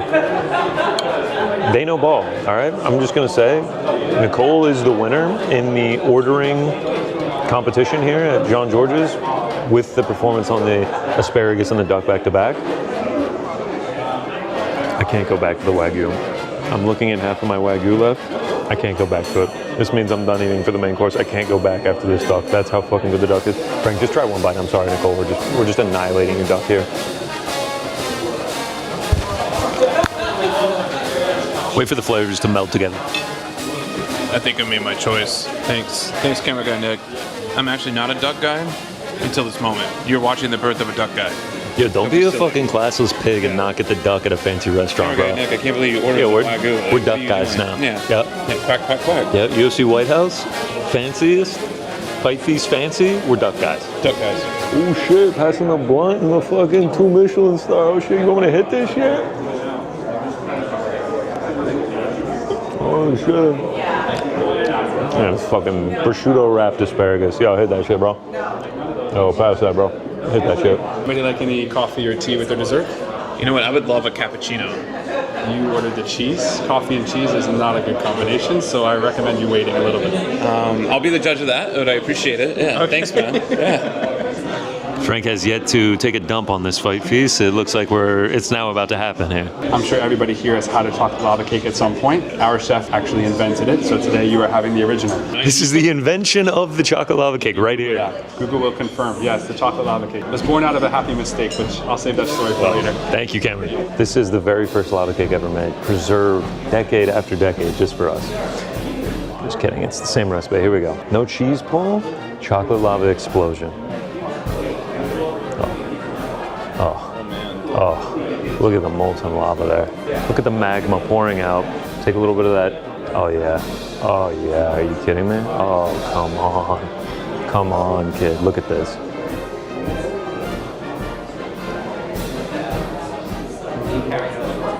Puts Domino to shame. Do you want to remind you that's for the table? Go fuck yourself, man. If I could choose any way to die, it would be a recreation of Pompeii, but instead of volcanic ash, it's this molten chocolate lava flowing all over me. That's a review, printed in the Times. On the menu, it just said strawberry. It looks like a strawberry cheesecake, a little bit of strawberry tapioca, some sherbet going on, white chocolate encasing, strawberry sauce. It's beautiful. Wow. Wow. We're just gonna sweep the spoon. Sweep the spoon. Get a little bit of help there. Pistachio coming along in this spoonful. A little more white chocolate. We're building the bite here. There it is. Falling all over the place.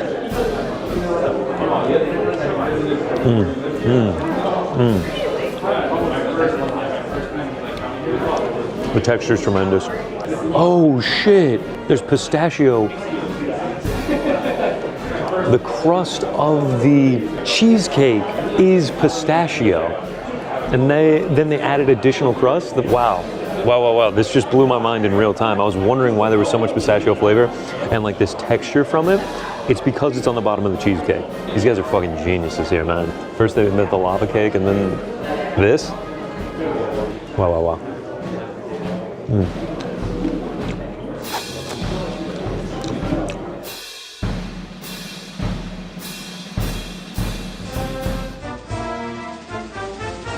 All right, here's our post-dessert dessert. They just walked by, served all these up. I'll start with this. Oh my gosh. It's like a Tempur-Pedic pillow. Madagascar vanilla bean marshmallow. A Jean Georges classic. Pillowy soft. This is a passion fruit candy. He said this has to be one bite or it will explode. All over the walls, it'll make a crazy mess. Here we go. Can we talk about the gold foil on top? You kidding me, man? You kidding me?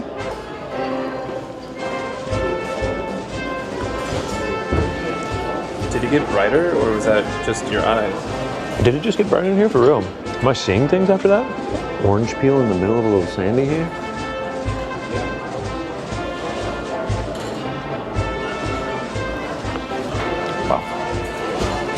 Wow.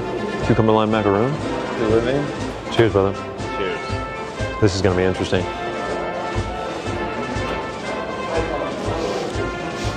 Give me a bag of those to go, please. Cameron, thank you, brother. We really can't tell you how much we appreciate it, man. Everybody, shout out to Cameron. Shout out to Cameron. 5-star service right here. Yeah, the old Barry H. Pat on the back, man. Thank you so much, dude. We really appreciate everything. You made my job exceptionally easy. We love that you came here today. You had many options. We feel honored. We're just glad you enjoyed it. Ilya Topuria, Justin Gaethje? Ooh, I mean, my mind says Topuria because he's been fighting out of his mind, but my heart says Gaethje because, BMF, he's also just incredibly tough. Guy takes so many shots and just keeps coming back. And he has the power to knock out anybody, I feel like, if he connects cleanly. So, no, I'm actually going to go Gaethje. Wow, on the spot, upset prediction. On the spot, upset prediction, patriotic prediction from Cameron. The guy does it all. Thank you again, brother, for real. We really appreciate everything, man. Of course. That's going to do it for us here at Jean Georges. Unbelievable experience. 2 Michelin stars, no big deal. Don't want to brag. Just collecting Michelin stars like Infinity Stones this year. I have to say, I think Frank, I don't know if you agree with this or not. I think the perfect order would be you get the amuse-bouche. No big deal. We ate amuse-bouche today on this beautiful Friday afternoon. You start with the amuse-bouche. You get the hanachi. You get the asparagus. You get the duck. And then you get that molten lava cake. And you, sir, you got yourself a meal. 5 stars is an understatement. This is easily the best restaurant we've eaten on Fight Feast. Agree 100%.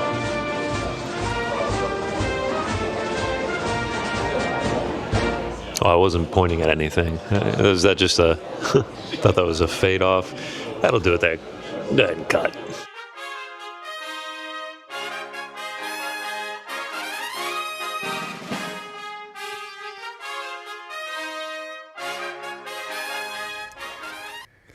Oh, man, good times over at Jean Georges. Tight-knit crew, it's expensive to go eat at the Michelin star restaurant, so it's just me and Frankie made the cut. Camera guy Nick, obviously, there. It was a great time. Shout out to Jean Georges.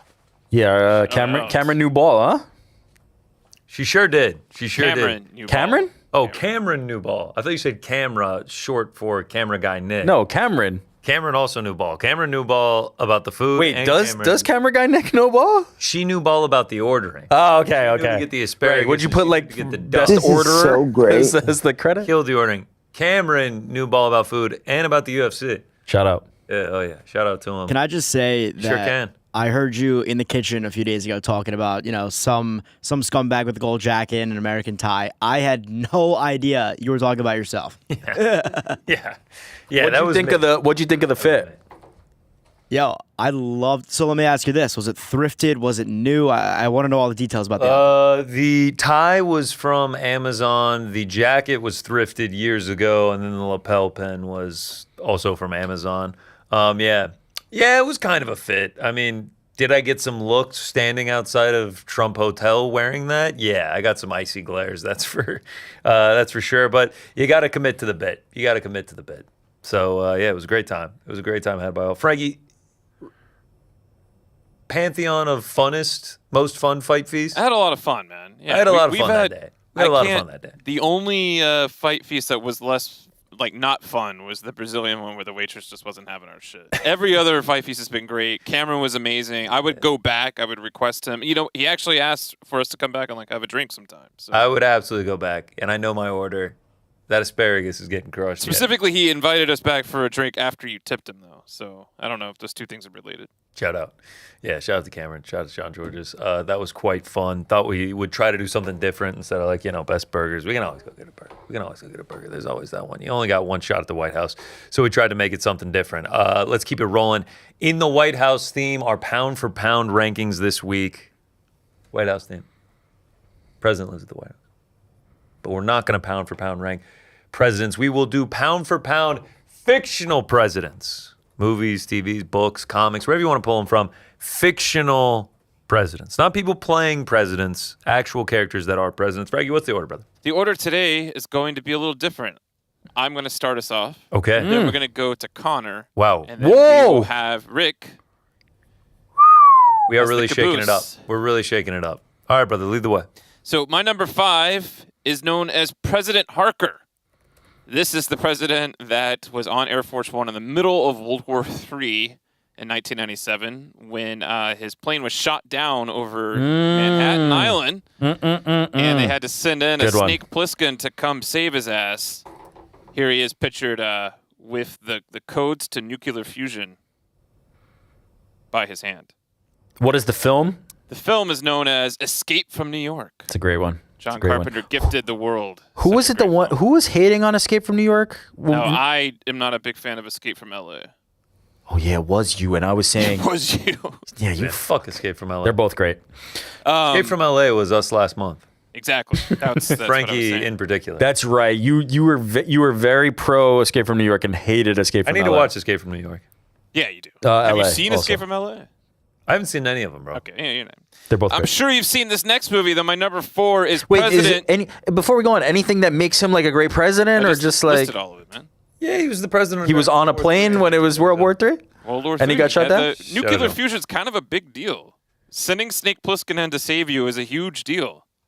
I'm sorry that you're unconvinced. Maybe next time. All right. This one probably doesn't need any convincing. It's President Dwayne Elizondo Mountain Dew Herbert Camacho. Yeah. Seen here at a rally. Yeah. Which was just a chopper. This is from Idiocracy.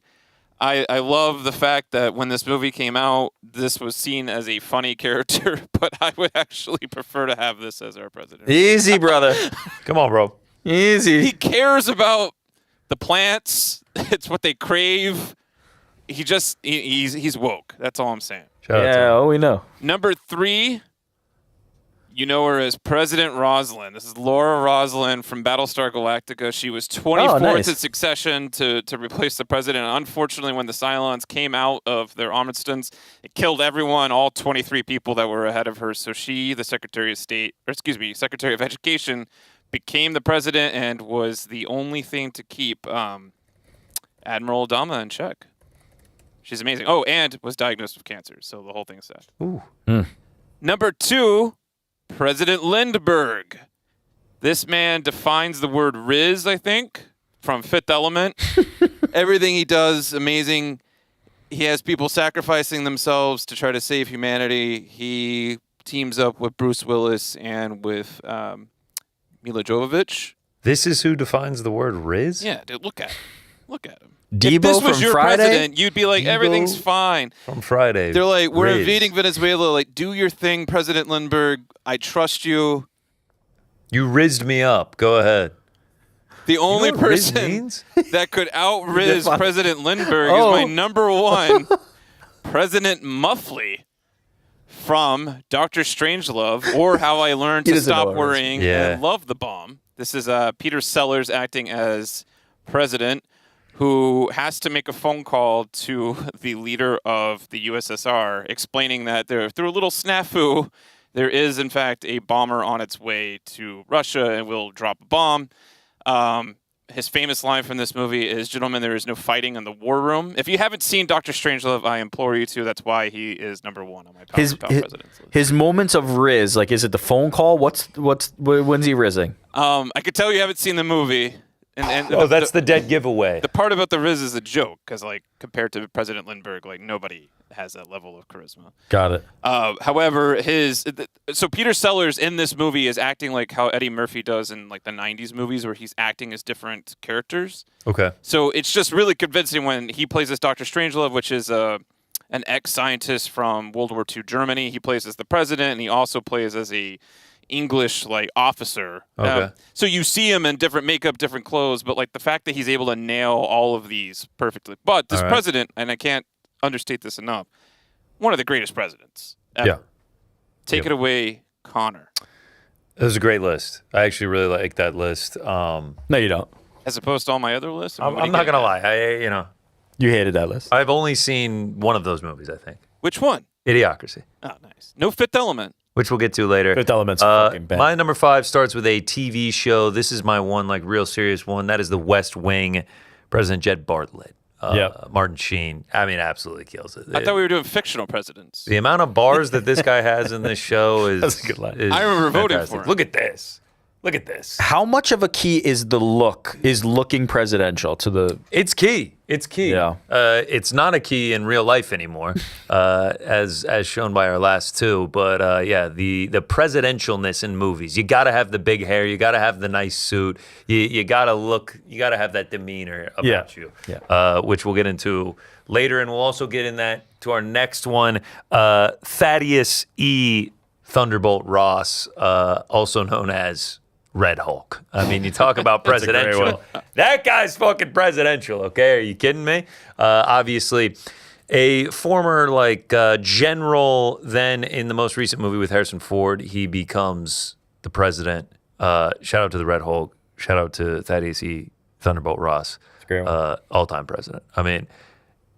Are you picking Hulk or Ross, or both? If you're going to have a war and you're going to send yourself in as a weapon, calm down. You got my vote. Number 3, we go back to television, but we leave the real life behind. We go to the animated series Rick and Morty. Andre Curtis, President Curtis, all-timer. I mean, you can just tell by the shirt, best president ever, so he technically should have been number 1.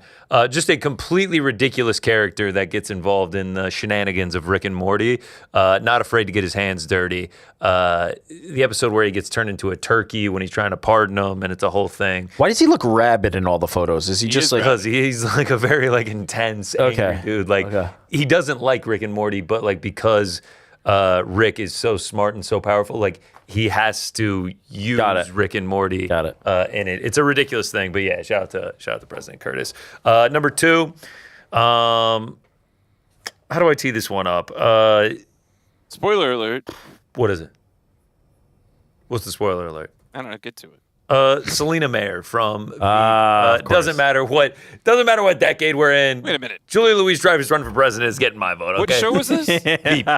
Veep, because she's the vice president. No, she becomes president. Exactly my fucking Thanks, point. man. Spoiler alert. Appreciate that, man. Oh, okay. I see what you're saying. Let's get higher with Meyer. One of the best characters in comedy television in the 2010s and early 2020s. Julia Louis-Dreyfus just kills it. Like, to recreate another legendary, iconic character after Elaine with her performance in Veep. Shout out. It's just, as you can tell by mine aren't really like the serious, mine aren't like the Independence Day speeches, anything like that. It's sort of just like who had the most impact. I want my presidents in these movies to also be kind of ridiculous. They need to be a little, off the beaten path. I almost chose. Is that why you chose Frank Underwood as your number one? I almost chose the president from Beekeeper. Never seen that. Oh, shout out to Jason Statham. I saw that a couple weeks ago.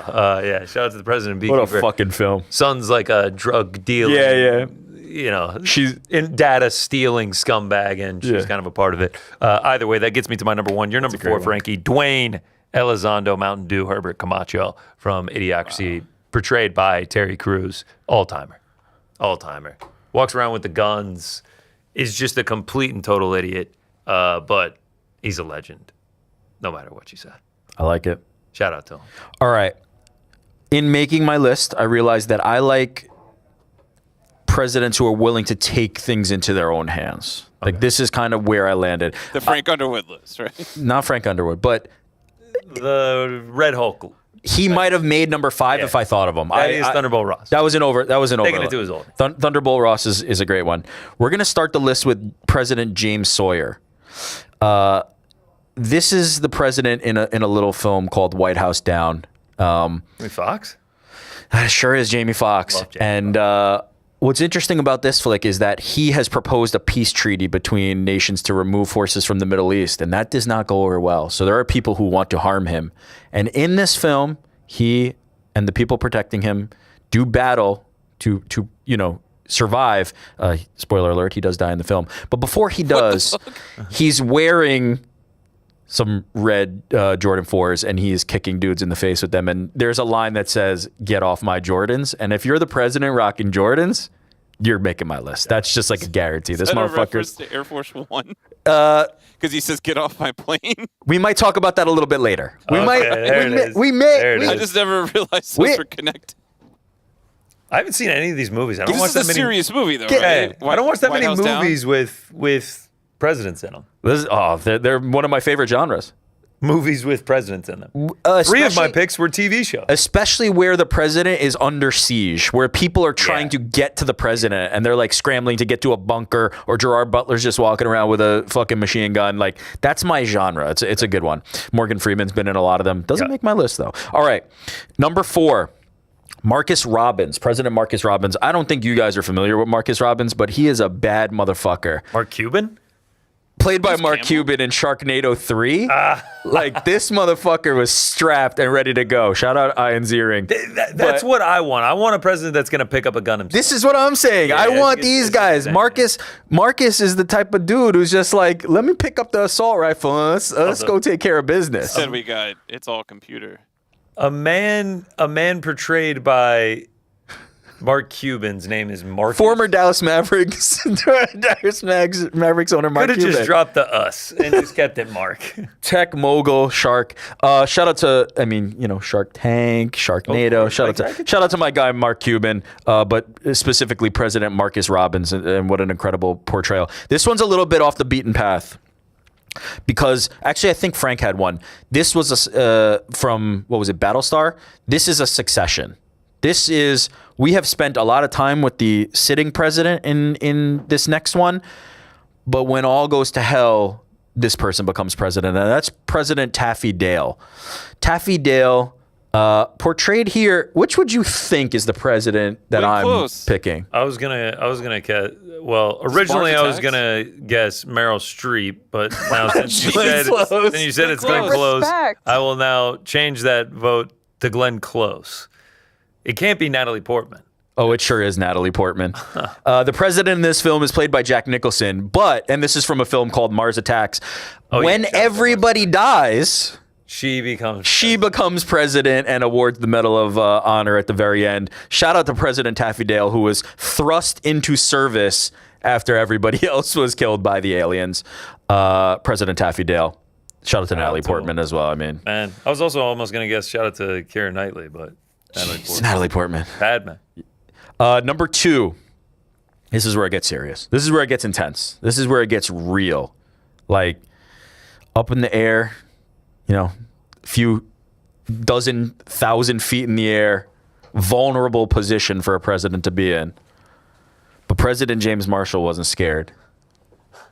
When he was up there, such fucking generic ass names. Yeah, but all the presidents have generic ass names. First of all, I mean, look at this photo of Harrison Ford just in front. Like that is the president. That's the fucking president. That's 100% a president. As Frank alluded to, first of all, pick up the assault rifle. Like they're on my plane. What do you say to some motherfucker that's on your plane? You pick up that gun, you kick him out the door, and you say, "Get off my plane." These motherfucking snakes. That's a different one. That's a Sam Jackson. That's a different film. Okay. Nobody has looked more presidential than Harrison Ford, though. That is a fucking presidential ass photo. Looks like you're like okay. You know what? I just did a Frank. Maybe other than this man. Okay. Maybe other than this man. Yeah. And I'm surprised. I honestly cannot believe that you guys did not go with Thomas J. Whitmore. I cannot believe Will we walk into the night? that you did not go with the president Independence Day that pushed back the alien invasion with the help, obviously, of the lieutenant that I alluded Will Smith to plays. earlier. These are not the presidents I like. Bill Pullman is presidential as fuck. Shout out! I mean, look at the jacket. Like he's just ready. That's a president that's out doing activities. I must read this speech. The greatest speech. There's two speeches. You're not reading the speech. I'm reading the speech. There's two speeches that have meant a lot to me in movies. This is one of them. When I was a kid, I'll tell you the other one. When I was a kid, just sitting in the movie theater, when he hit this speech, I was crying. I was sobbing. I also cried. I thought that this was the most American, most patriotic moment of my entire life. And now we have Kofi. The other speech was the Inches speech by Al Pacino in Any Given Sunday. Incredible speech. You're not going to read the speech? I am going to read the speech. Oh, okay, good. Because if you weren't, I was going to do it. No, I'm going to read the speech. Someone read the Actually, fucking do you want to read the speech? I'm going to read the speech. I think you'll be better. Good morning. This is an address he's giving with a megaphone out to the people. Yeah. They're assembled on the air base. They're about to thwart the alien invasion. Yeah. They have to. After they nuked Houston. No. This is last resort. Let's mimic that energy. I'm going to try. Mimic that they have enunciation. No, he starts calm. Then they send the fighter jets to tackle the alien ship. Okay. Wait, are you reading this or are you? I'm reading it. Speech? I'm reading it. Into the camera, please. Oh, no, because I have to see it. I don't know it by heart. Good morning. In less than an hour, aircraft from here will join others around the world. And you will be launching the largest aerial battle in the history of mankind. Mankind. That word should have new meaning for all of us today. Give me a fucking break. We can't be consumed by our petty differences anymore. We will be united in our common interests. Perhaps it's fate that today is the 4th of July. I mean, come on. And you will once again be fighting for our freedom. Not from tyranny, oppression, or persecution, but from annihilation. We're fighting for our right to live, to exist. And should we win the day, the 4th of July will no longer be known as an American holiday, but as the day when the world declared in one voice, this is when he starts screaming, "We will not go quietly into the night. We will not vanish without a fight. We're going to live on. We're going to survive." Today, we celebrate our Independence Day. Hitting the movie title at the very, I mean, come on. This motherfucker just. That's the name of the movie. President. We should have planned this better and had it in the prompter for you. To read it to camera? Yeah. Bill didn't use a prompter. Shout out to Pullman. Shout out to Just incredible performance. Great lists all around. Shout out. Frankie, Marcus Robbins underrated, I feel like, you know? Marcus Robbins, James Sawyer, James Marshall, Thomas Whitmore. They're all Taffy Dale? Taffy Dale's a little bit ridiculous. President Muffley. Shout out. That was a fun list to go through. Shout out to the presidents out Feels there. like it's always like a nice fun movie when there's the president involved. It's like a nice summer blockbuster. No, but sometimes they get serious. You get the Deep Impact and the, Civil War. White Olympus Has Fallen, that type of joint. That was a good one. Frankie, we got any voicemails?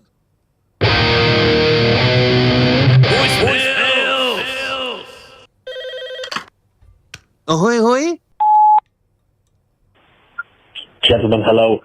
My name is Ariel, and I'm from Ireland, and I love your program. Thanks for all the time and the programming. Quick question, because I really don't want to get cut off this time. International Minutes is a biatch, if you know what I mean. Frank, do you have any subreddit recommendations that are fun to learn new things on, scroll, and have the crack? And for the rest of the crew, any podcast recommendations other than your own, which I have left a 5-star review for? Much love. Take care. Frank, you got any subreddits? Thanks for the call, brother. Yeah. I really like Girl Dinner Confessions. It's really entertaining. And it's about people talking about their girl dinners? Yeah, it's just people posting their girl dinners. Well, no, the problem is that's what you think, right? And they'll show a picture, and then it's this crazy confession of like, I just walked in on my husband of 30 years. Yes, fucking my sister. What? It's like, oh man. No, it's like enjoy those carrots. Yeah, it's like I was going over to the park to propose to my wife, and when I walked up, she was on a bench making out with another guy. Anyway, I got a 3-piece tender from Cane's. Because always the first interaction is like, man, that looks kind of edible, and then it's like, oh god, your life sucks. Any other podcast? It really isn't going to be a help to you, but there's one that I quite enjoy called Bowery Boys. That's just a New York historical podcast. Why? I thought I knew that one, but maybe not. My recommendation is a show called Lore, Lore. It's like folklore, but highly entertaining. I will admit, I was listening to a few episodes the other day, and I was like, man, these episodes are kind of short. They're about 30, 45 minutes. But after working on this show for so long, I expect shit to be 3 to 4 hours. Yeah, because I work in podcasting, I don't really listen to that many podcasts. Oh, I'm opposite. I have one. Oh, yeah, let's hear it. Smartless from Jason Bateman, Will Arnett, Sean Hayes. Solid. Smartless is a good shout one. Shout out Jason. Shout out Jason. Will Arnett, yeah. The Uncrowned Wrestling Show. Shout out to all our podcasts, obviously. I love Simmons. Inside Boxing. Pablo Torre Finds Out is a great one. Okay, new one from The Ringer, Wait a Second, where they do conspiracy theories, hosted by Jason Concepcion. Really good. Number one for me is The Big Picture. Love The Big Picture. They break down movies. They're the best. Sean and Amanda, they're really good. Basically, if you listen to everything at Uncrowned and you listen to everything at The Ringer, that's my diet, basically. It's very good. They have good stuff. You guys are D1 Glazer, right? Listen, I love what I love, you know? I love what I love. Hey, boys. Sully from Cape Cod. Hey, Sully. Hey, Sully, brother. Since in a question in a hot minute. I got two things. First, Connor. Yes, sir. Do you have any bets that you're going to be placing on the World Cup? I'm sure you do, but do you have any off the top of your head that you're definitely going to place? I placed one already. Okay. It's a long shot. Okay. But, I mean, fuck it, dude. It's worth a shot. I put $5 on Team USA to win the whole thing at plus 6,000, so it pays out like $300. Fuck it. It's only $5, so, you know, whatever. But, and my other question is, it's a blind rank for Frank. Not Frank, sorry. Frank, I'll come up with one for you next weekend. Thank you, sir. But New York Rick, blind rank, these 5 natural disaster movies. I love a natural disaster movie. Twister. 2. Day After Tomorrow. 4. Wow. Disrespect. Wow. Dante's Peak. 5. Volcano. 3. Fuck. And last but not least, Perfect Storm. All right, love you guys. Talk to you. Volcano over Dante's Peak? Yeah, I know. I fucked that up. I should have swapped 3 and 5. Also, Perfect Storm's not quite the disaster movie. That's just like a say that to the victims versus the Elements movie. Like Twister, they're fucking destroying. Yeah, fuck, I fucked that up. Twister should have been one. How did my husband die? Well, it wasn't quite a natural disaster, but yeah, he was in a drowned to death. No, he was in a fucking storm in the middle of the ocean. That's how he died. It's not a unusual occurrence. Please grieve appropriately. Okay, wait. He asked about World Cup. I am such a square, but that's okay. I took France at +6, and I took Spain at +5. I'm seeing a lot of love on Portugal. I saw they drop down from +11 to +800. I wanted to take 2 teams. I know that the fucking 2 favorites, but that's who I think is going to win. It is what it is. I have a Team USA making it to the quarterfinals at plus money, and then I have this same game parlay. Portugal Brazil, England, Spain, France, Argentina all reached the round of 16 plus 6. Will that hit? Who's the check? Who's the check? And then I'm just going to be gambling my ass off game to game. That's where I'll hopefully make my real money or lose it all. So, yeah. I know Josh is big on Korea money line tonight. Korea money line, baby. Ride it. Ride it. Are we going to get some, what is it, hot pot? Yeah, the K-pot. Hot pot. What is hot pot? Hot pot's more Chinese. Okay. Well, Korean barbecue. Korean barbecue. let's go get some Korean barbecue. It's, let's hear that sizzle while we cash our money line, bro. It's all you can eat, Korean barbecue as well, actually. Oh, hell yeah. So we're just watching the game there, yeah? We'll be there the whole entire game and long. Oh, you're going to K-pot? No, this is just a bit that okay. I'm leading in. This is a hypothetical fantasy. Hey, GC, it's Zach Brown. Just wanted to say thanks for all the love. We got Mauricio Hoofy against Michael Chan. Freedom 250 on the lawn. Got the ellipse with my band. Life is good today. Life is good today. No cap, was that really him? Was that the whole thing? That was so fucking good. Can I hear that one more time? I'm sorry. It was short. Freedom 250 on the lawn. Got the ellipse with my band. Life is good today. Life is good today. Life is good today. Life is good today. Life I don't think that was how we actually went. I think it got broken there. Shout out to Zach. Shout out to Zach. Appreciate you, Zach. As a fellow Georgia native, man, we appreciate the support, brother.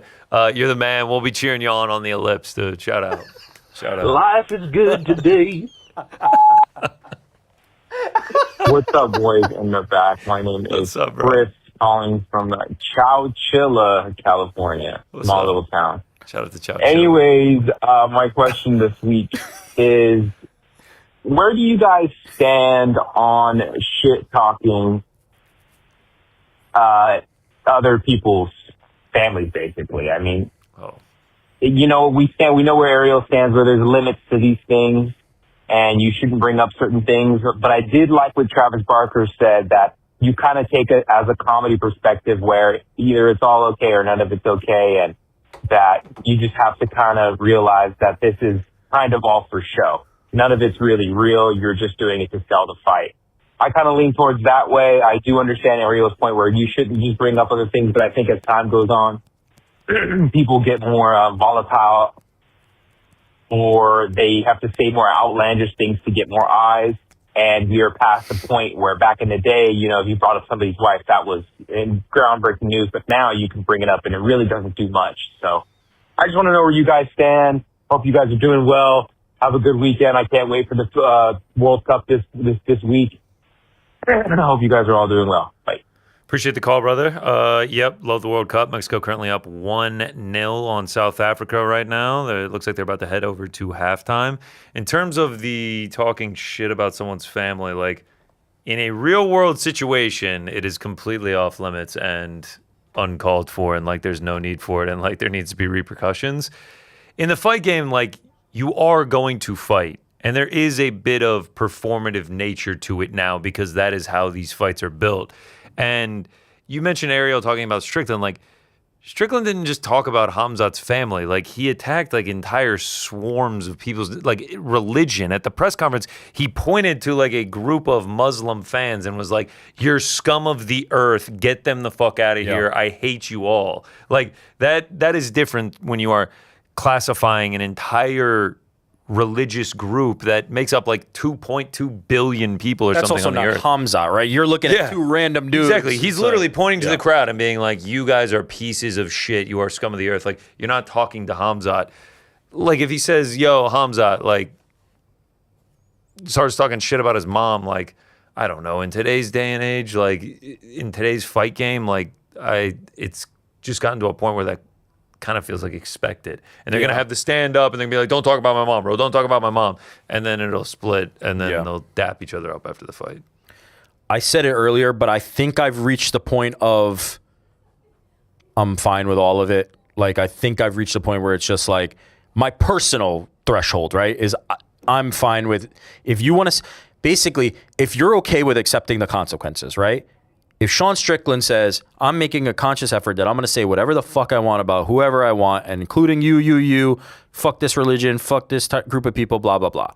And if somebody takes action upon that, you must deal with the consequences of it. So if these people have decided they are willing to accept the consequences of saying these things, if Justin Gaethje goes, yeah, I was talking about your ex-wife, how about that? And is willing to accept the consequences of whatever that brings, who am I to say? Right. I kind of just feel... If there's a massive contingent of Muslim fans waiting for Sean Strickland outside the press conference and you reap what you sow. It's just sort of like, well, like, what'd you expect saying that stuff? Yeah.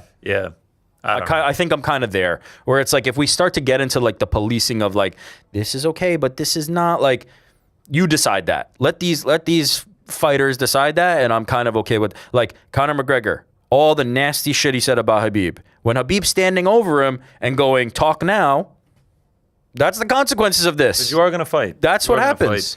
And my opinion on it isn't going to change, and people aren't going to stop saying it. So why would I get upset about it? It's just like they're going to talk this shit regardless. It's been a proven plan to work to get more eyes on the fight. Yo, boys in the back. It's Jimmer. Yep. It's my birthday today, man. Oh, Happy birthday, Knicks play tonight. Sugar fights this weekend. Shit's good, man. But anyways, I just got a favor to ask from New York Rick. Oh, yeah. Rick, can you use your connections to get a hold of Adam Silver for me and just let him know, like, just call this series evenly, please, man. Just, you know, like, if it's a foul on one end, call it on the other. That's all I'm asking for. I'm not asking for, like, a biased, slanted calls for the Knicks, but please just call it straight up, man. This is the first time in 27 years the Knicks have been to the playoffs. I'm 31. I was 5 the last time they were in the finals. Can we please just give them a fair shot? I don't want to, like, look back and say we got gapped by the refs. But anyways, love you guys. Deuces. I don't have that kind of connection with Adam Silver, although I did meet him. I'm actually trying to get the photo right now. I'm sending it to you got a picture? On Air Jordan. You got a picture with Adam Silver? I got a picture with Adam Silver at the 2017 NBA Finals. Of all the people you say you don't take pictures with, Adam Silver's the one? He was the first and last person in about a decade that I asked for a picture. Unbelievable. No, more. 20 years I went without asking somebody for a picture. Adam Silver, I saw him in the stands and I was just like, holy shit, Adam Silver is like right here. Like he's in the stands with us. I don't have those kind of connections, but Jimmer, you know, it sounds like he's a New Yorker. Knicks did pretty good, so I think you're all right. I think there was still some complaints about the officiating, but in the end, we got what we wanted. You got what you needed there. What's up, guys? Danny from Charlotte here. In the spirit of trying to give a name to our new friends, Josh and Jack in the back, I know alliterations were suggested and hopefully preferred, so I've got some options for you, okay? Tell me. I've got the Gout Gangsters. I've got the Cuse Cadets. Cuse Cadets. I've got the Newhouse Newbies. And my personal favorite, I know GC, I love this one, the Novice Numpties. I mean, I think these are pretty good options here, boys. And if we don't need the alliteration, the Gorgonzola Crusted Apprentices. We love the apprentices. Sorry, Andy. Love you guys. Talk soon. Gorgonzola Crusted Apprentices is it's horrible. That sounds like something. Sounds like something some people would find in some files. So we're gonna skip that one. But, the sex. I love he's like, you'd love this one. You're like, nope. What do they say? Newbie numpties or something? Yeah. No. Cuse Cadets ain't bad. What was it? Newhouse Newbies too? Newhouse Noobs or something? I feel like Newhouse is a little too specific on like. That's obviously the journalism school within Syracuse. I don't mind Cuse Cadets. I think we're gonna keep workshopping it. To be honest, I think I will say, I like the idea. You do not get to decide. That is true. You can like or not like. I appreciate your feedback, but this will be given to you. Which one did you hate the most? That's a tough choice out of that list. That is a tough choice. To your point, we're a little bit too old for the Gorgonzola crusted apprentices. Apprentices. But. People really were fascinated when we went to the apprentice conversation because then it turned into a Trump conversation. We were like, that's why he's like, sorry, Andy. Because I guess apology not accepted. Nah, I'm down with it. Gorgonzola encrusted, though, we can probably leave off. That has nothing to do with them. Well, gout and gorgonzola has nothing to do with them. Yeah, and like, novice numpties, I'm not, not hot on that one either. I think we'll, I think we'll wait it Doesn't out. have to be disrespectful. All right. Yeah, we love the suggestions though. Keep them coming. All right. We appreciate hearing from the novice numpties. Thanks, guys. Fuck. What's up, boys? Just wanted to say this is Hunter from Arkansas, and I really appreciate everything you guys do every week. We appreciate you, man. And also, your boy has a birthday on none other than June 14th, Sunday. Trump? So looks like old Donnie T and Dana White are giving your boy a great birthday present. And the next day is actually my son's birthday. Wow. I'll be 25. He'll be 2. So that's always pretty cool. But yeah, I just got one question for you guys. Why does it seem like in the UFC heavyweight division, they treat every heavyweight champion basically like shit? And they have for a while. If you look back to Miocic, Dana never really liked him that much. I mean, yeah, you had DC. He was arguably the last person who was champ that they really liked. I mean, they never really liked Ngannou. Now they're having problems with Aspinall. What is it with the UFC heavyweight division in particular that you think always has these similar problems? But thank y'all so much, and y'all have a good one. And I hope y'all enjoy the weekend, and I hope you enjoy the fights. Thanks, man. Brother, I hope you enjoy the weekend with your birthday and your son enjoys his birthday. Happy birthday to the both of you. Life is good today. Can I just butt in and say that was an amazing accent? I love that guy's voice. On 10 from Arkansas, nice deep southern drawl in there. That's why when he was just like 25, I thought he was talking about his kid. Could have been. It's a great question about the heavyweight division. Yeah, man. It's just like, it's supposed to be the glamour division. This is supposed to be the baddest man on the planet. I think that's the problem. Yeah. The baddest men on the planet are not going to just let the promotion walk all over them. True. Francis Ngannou, pay me. Stipe Miocic, I don't want to play your bullshit games. John Jones, pay me. Tom Aspinall, pay me / don't shit on your heavyweight champion.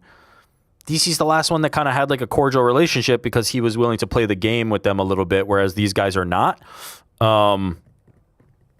Yeah, they just don't want to be taken advantage of, it seems like, as the heavyweight champion. But it is fascinating to his point that like it seems specific to heavyweight. Like you don't really hear Alex. Like Alex just signed a brand new deal, super happy. You don't really hear these guys going that route. It tends to be the heavyweight champion for one reason or another. Great call. Do we have that pic of me with Adam Silver yet? Man, you love you. Look at him, bro. Defend the land. Adam Silver looks skinny there, Honestly, bro. though, maybe let him know what a flagrant foul looks like. Yeah. I'm going to call him up. Look, when we met, we talked about a lot of things. He gave me his number. I'll put in a word. Get it done. Not for Jimmer, because Jimmer didn't need any help. You guys are already good. I'll just call him. It's all good. All right, let's make a question here. Yeah. Your hairstyle now or this hairstyle? So this was this a man bun? I can't see. It's close to the man bun style. I think this was a man bun. I think in the back there I had a man bun going. It was just low on the head. I think we're better now. Yeah, this is like a little try not to mog photo. Yeah. And unmog the person the most. I don't know. Well, I was going to say, yeah, the Adam Silver, quite easy to mog there. Wait, are you saying I'm not mogging efficiently there? I'm not really. I don't know. I can't really tell. I mean, Adam's got his teeth stuck out like.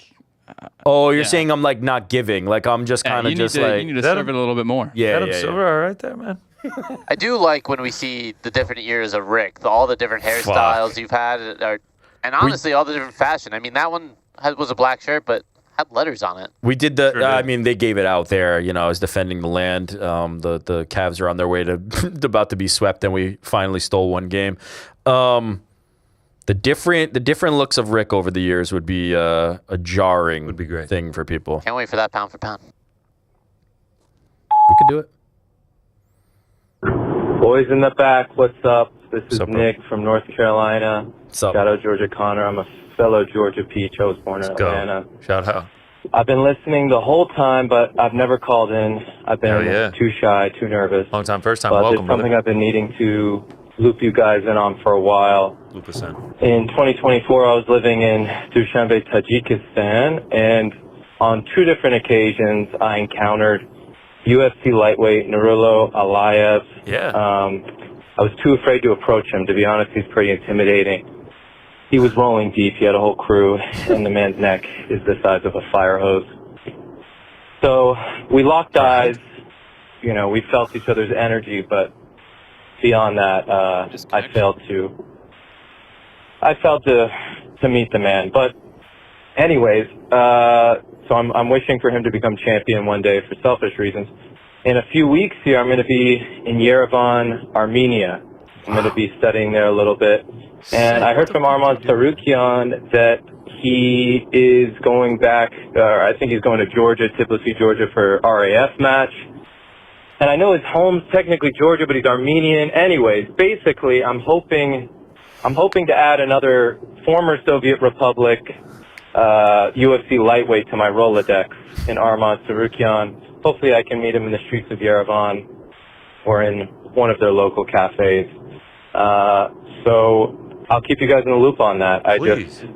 There's nobody else I can tell any of this to who will care, so I figured it was time to call. It's incredible. Thanks. Thank you for the call. World traveler here. Yeah, world travel over here to studying what? Oh, we needed more details there. Call back. Why are you going to these Eastern European, Western Asian, Caucasus region countries? My best guess in terms of how you could potentially facilitate an Armin run-in, find the weird food shit that they got around there. The biggest food. The biggest thing. You didn't go up to a leave. Like you gotta sack up and go up to Armin if you see him, man. Gotta nut up. Just lock eyes. What's up, boys? This is Kyle from California. It's okay. I was actually just calling in for the intern name. I was thinking Intern Island without the sex. What do you guys think? We used that one last week. Do we put without? Yeah. Is that the whole? Yeah. Life is good today. What's going on, boys? It's James from New Jersey. This question's for Rick. Rick, can you hit us with some Chinese words or phrases you might know? Love the show. Thanks, guys. Life is good today. That might have been the best voicemail ever because it caught me so off guard. Life is good. Now we're gonna have a drop of a guy doing an impersonation. Yes, it's gonna be so self-referential. Is that not him? Can we just play the whole voicemail again? What do you got for us in the meantime? Hey, GC, it's Zach Brown. Just wanted to say thanks for all the love. We got Mauricio Hoofy against Michael Chan. Freedom 250 on the lawn. Got the ellipse with my band. Life is good today. Life is good today. Oh, it's so good, dude. Life is good today. Life is good today. Why did he choose Mauricio Huffy and Michael Chandler too? Hey, GC, it's Zach. It's a syllables thing, like Mauricio Hoofy. Like there's. And then he called him Michael Chand. Yeah, to cut off the syllables. Yeah. In 2017, I was an intern at 680 The Fan in Atlanta. Shout out, great radio station. Oh, wow, congrats. And one of our tasks was we had to do a countdown to college football, and we had to do 100 songs, custom, remade from pop songs, counting down the You had to do 100 parody songs? 100 parody songs. That's how I got good with Adobe Audition. Fuck me, 100. Yeah. How many of the 100, how many were even Okay, passable? so technically I guess there was 100 days, but then there was weekends. So it was probably closer to 80. They were pretty good, I can't lie. All 80 were pretty good? Fuck Some of them here. sucked, but bro, by the end, they used the songs for 3 or 4 summers afterward. Damn. Me and this girl, Annie, she actually went on to work at Eater. Shout out to Annie. She's doing big things out there. Not when we were at Vox. Nah. But yeah. Shout out, it was a good time. Yeah, I get if you're gonna create a parody song, you gotta have this. It's all about the syllables. That's all. Is there any way that you have any of those songs? I could probably get them. I would love but for us to on this show have a few of those. Maybe that's what we do this summer in the countdown to college football. I would love See that. if I can find some of them. I speak baby level Chinese. Okay. Nai, soy.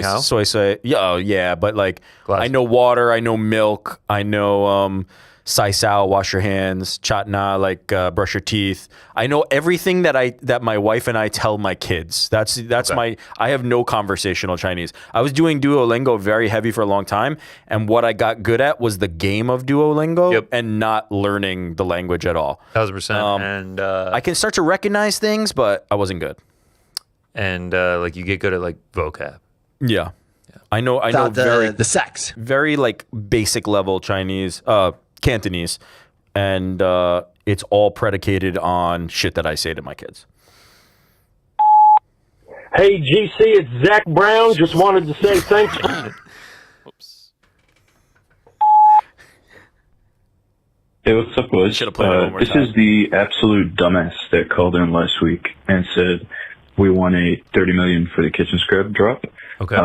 So like here's what happens. I was locked in to say, oh, I wanted a bit of a blue drop, and when I called in, I had like a brain fart, and I resorted to another PTism, and I said $30 million for the kitchen scrap, but obviously we have a $30 million for the kitchen scrap drop.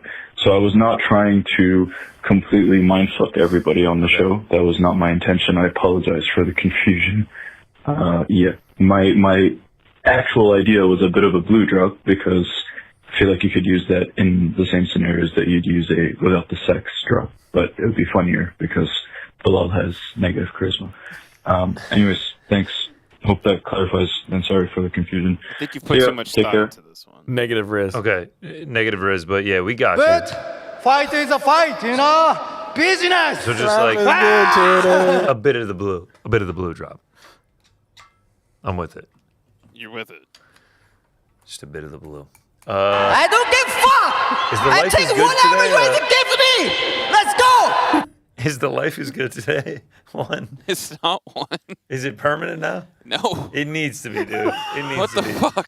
Get out of here, Permanent. Frank. That one is Permanent. good. Stop. The fucking. Do not act like you can't use that. Hey, GC, it's Zach Brown. Life is good today. Hey, GC, it's The people who are going to be watching Helwani show and hear that drop and then be like, what the fuck is this? And then we have to amazing. explain it. Can you imagine what Helwani's reaction is going to I don't care. I think. And where is his glasses? He can't see without his You glasses. can't have that and not have life is good today. Life is good today. That was the last voicemail. Thanks so much for everyone that called in. Really appreciate it.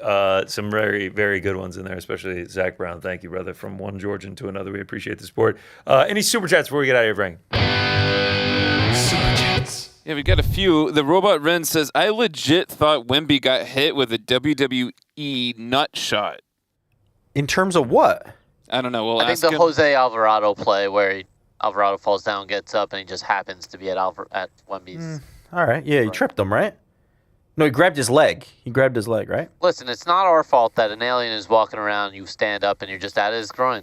I'll tell you what. If you got an alien problem, you call up Thomas J. Whitmore.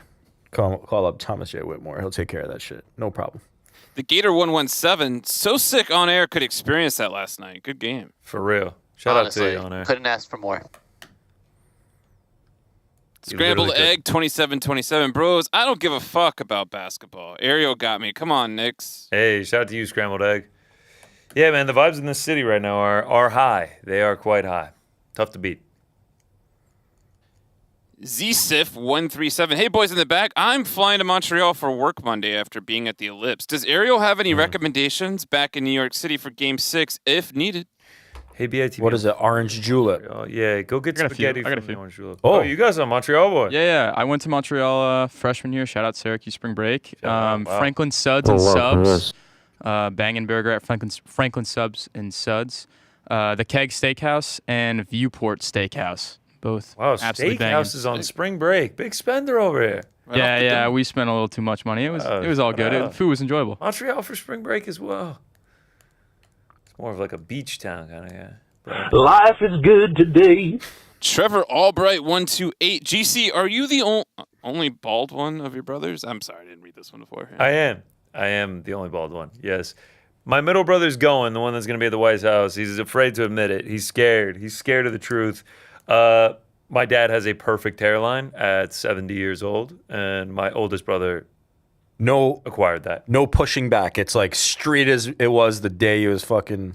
And like salt and pepper, and it's more black than it is salt. Wow. Yeah, really Good lucked genetics out. there. He really lucked out. Fuck. 6'6" too. Not bad. Yeah, Not that's bad. doing all right. Yeah, he mogs me for sure. Dwarfs me. Hairline. Clavicular got the nose job. You see this? Are we really talking about this? See that? Wait, did you have thoughts on the? Yeah, what do you got? What do you got, Josh? No, it's like, are we really talking about clavicular right now? Bro, clavicular's a mainstay on the program. Yeah, we got our boy we're Clav. constantly bringing up Clav, bro. Come on. Our boy Clav? My boy. I don't know about you, bro. We're looks maxing, man. Thanks for noticing. Banana breakdown. Hey, boys in the Jack. Do you think if does storm during the White House card, do they switch venue, cancel, or postpone if the storms are really bad?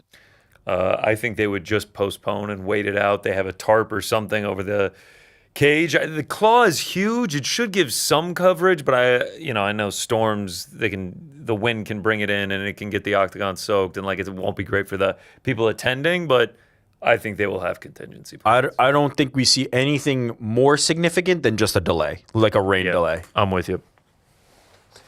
I really hope that happens, and we're already sitting on the watch party, and then we just have to fucking 5 hours. So we get that chess set out. Start playing some chess. Fucking Leroy. The UFC has now gone to the Las Vegas Sphere and soon the White House. What other unique venues would you think they could be going to in the future? Yeah, I don't know, man. Bernabeu would be sick. Get Ilya there. Alcatraz. It's more of a Turkey fight dream. Turkey pulled off the fucking pyramids. I mean, that was pretty nuts. Maybe we see Zuffa Boxing go somewhere crazy. Where is it though? We did those lists and it was like a helipad. Atlantis. Yeah, exactly. It was like pretty goofy. I don't know how much did one of those like college basketball games where they do it on a on an aircraft destroyer, carrier. an air destroyer or whatever it is. The ships. That would be pretty sick. Mr. Aquiles finishes off with saying, if Rick went to the White House this Sunday, I still think out of all the terrible people that would be in attendance Sunday, he'd be the worst one. Fucking Achilles Jr. I guess he dropped the junior, but Fair play, my Mr. rival, Achilles. my rival for Fair play, a long Mr. time. Achilles. Shout out to you. That was the last one, Ray? That was the last one.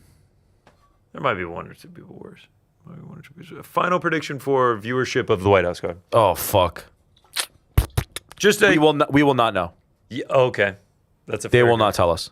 Yes or no more than MVP. We'll never know. I'm gonna say yes slightly. I'm gonna say it's like peaks at like maybe like 21 mil. If they get 21 mil, do you think they will be emboldened enough to release that though? Yes, I think if they beat MVP, we'll know. I think they'll strategically. They should have to blow MVP out of the water. I think they'd not be happy if they got just a little bit more than MVP. Netflix to Paramount though. Yeah, but nobody thinks in those terms.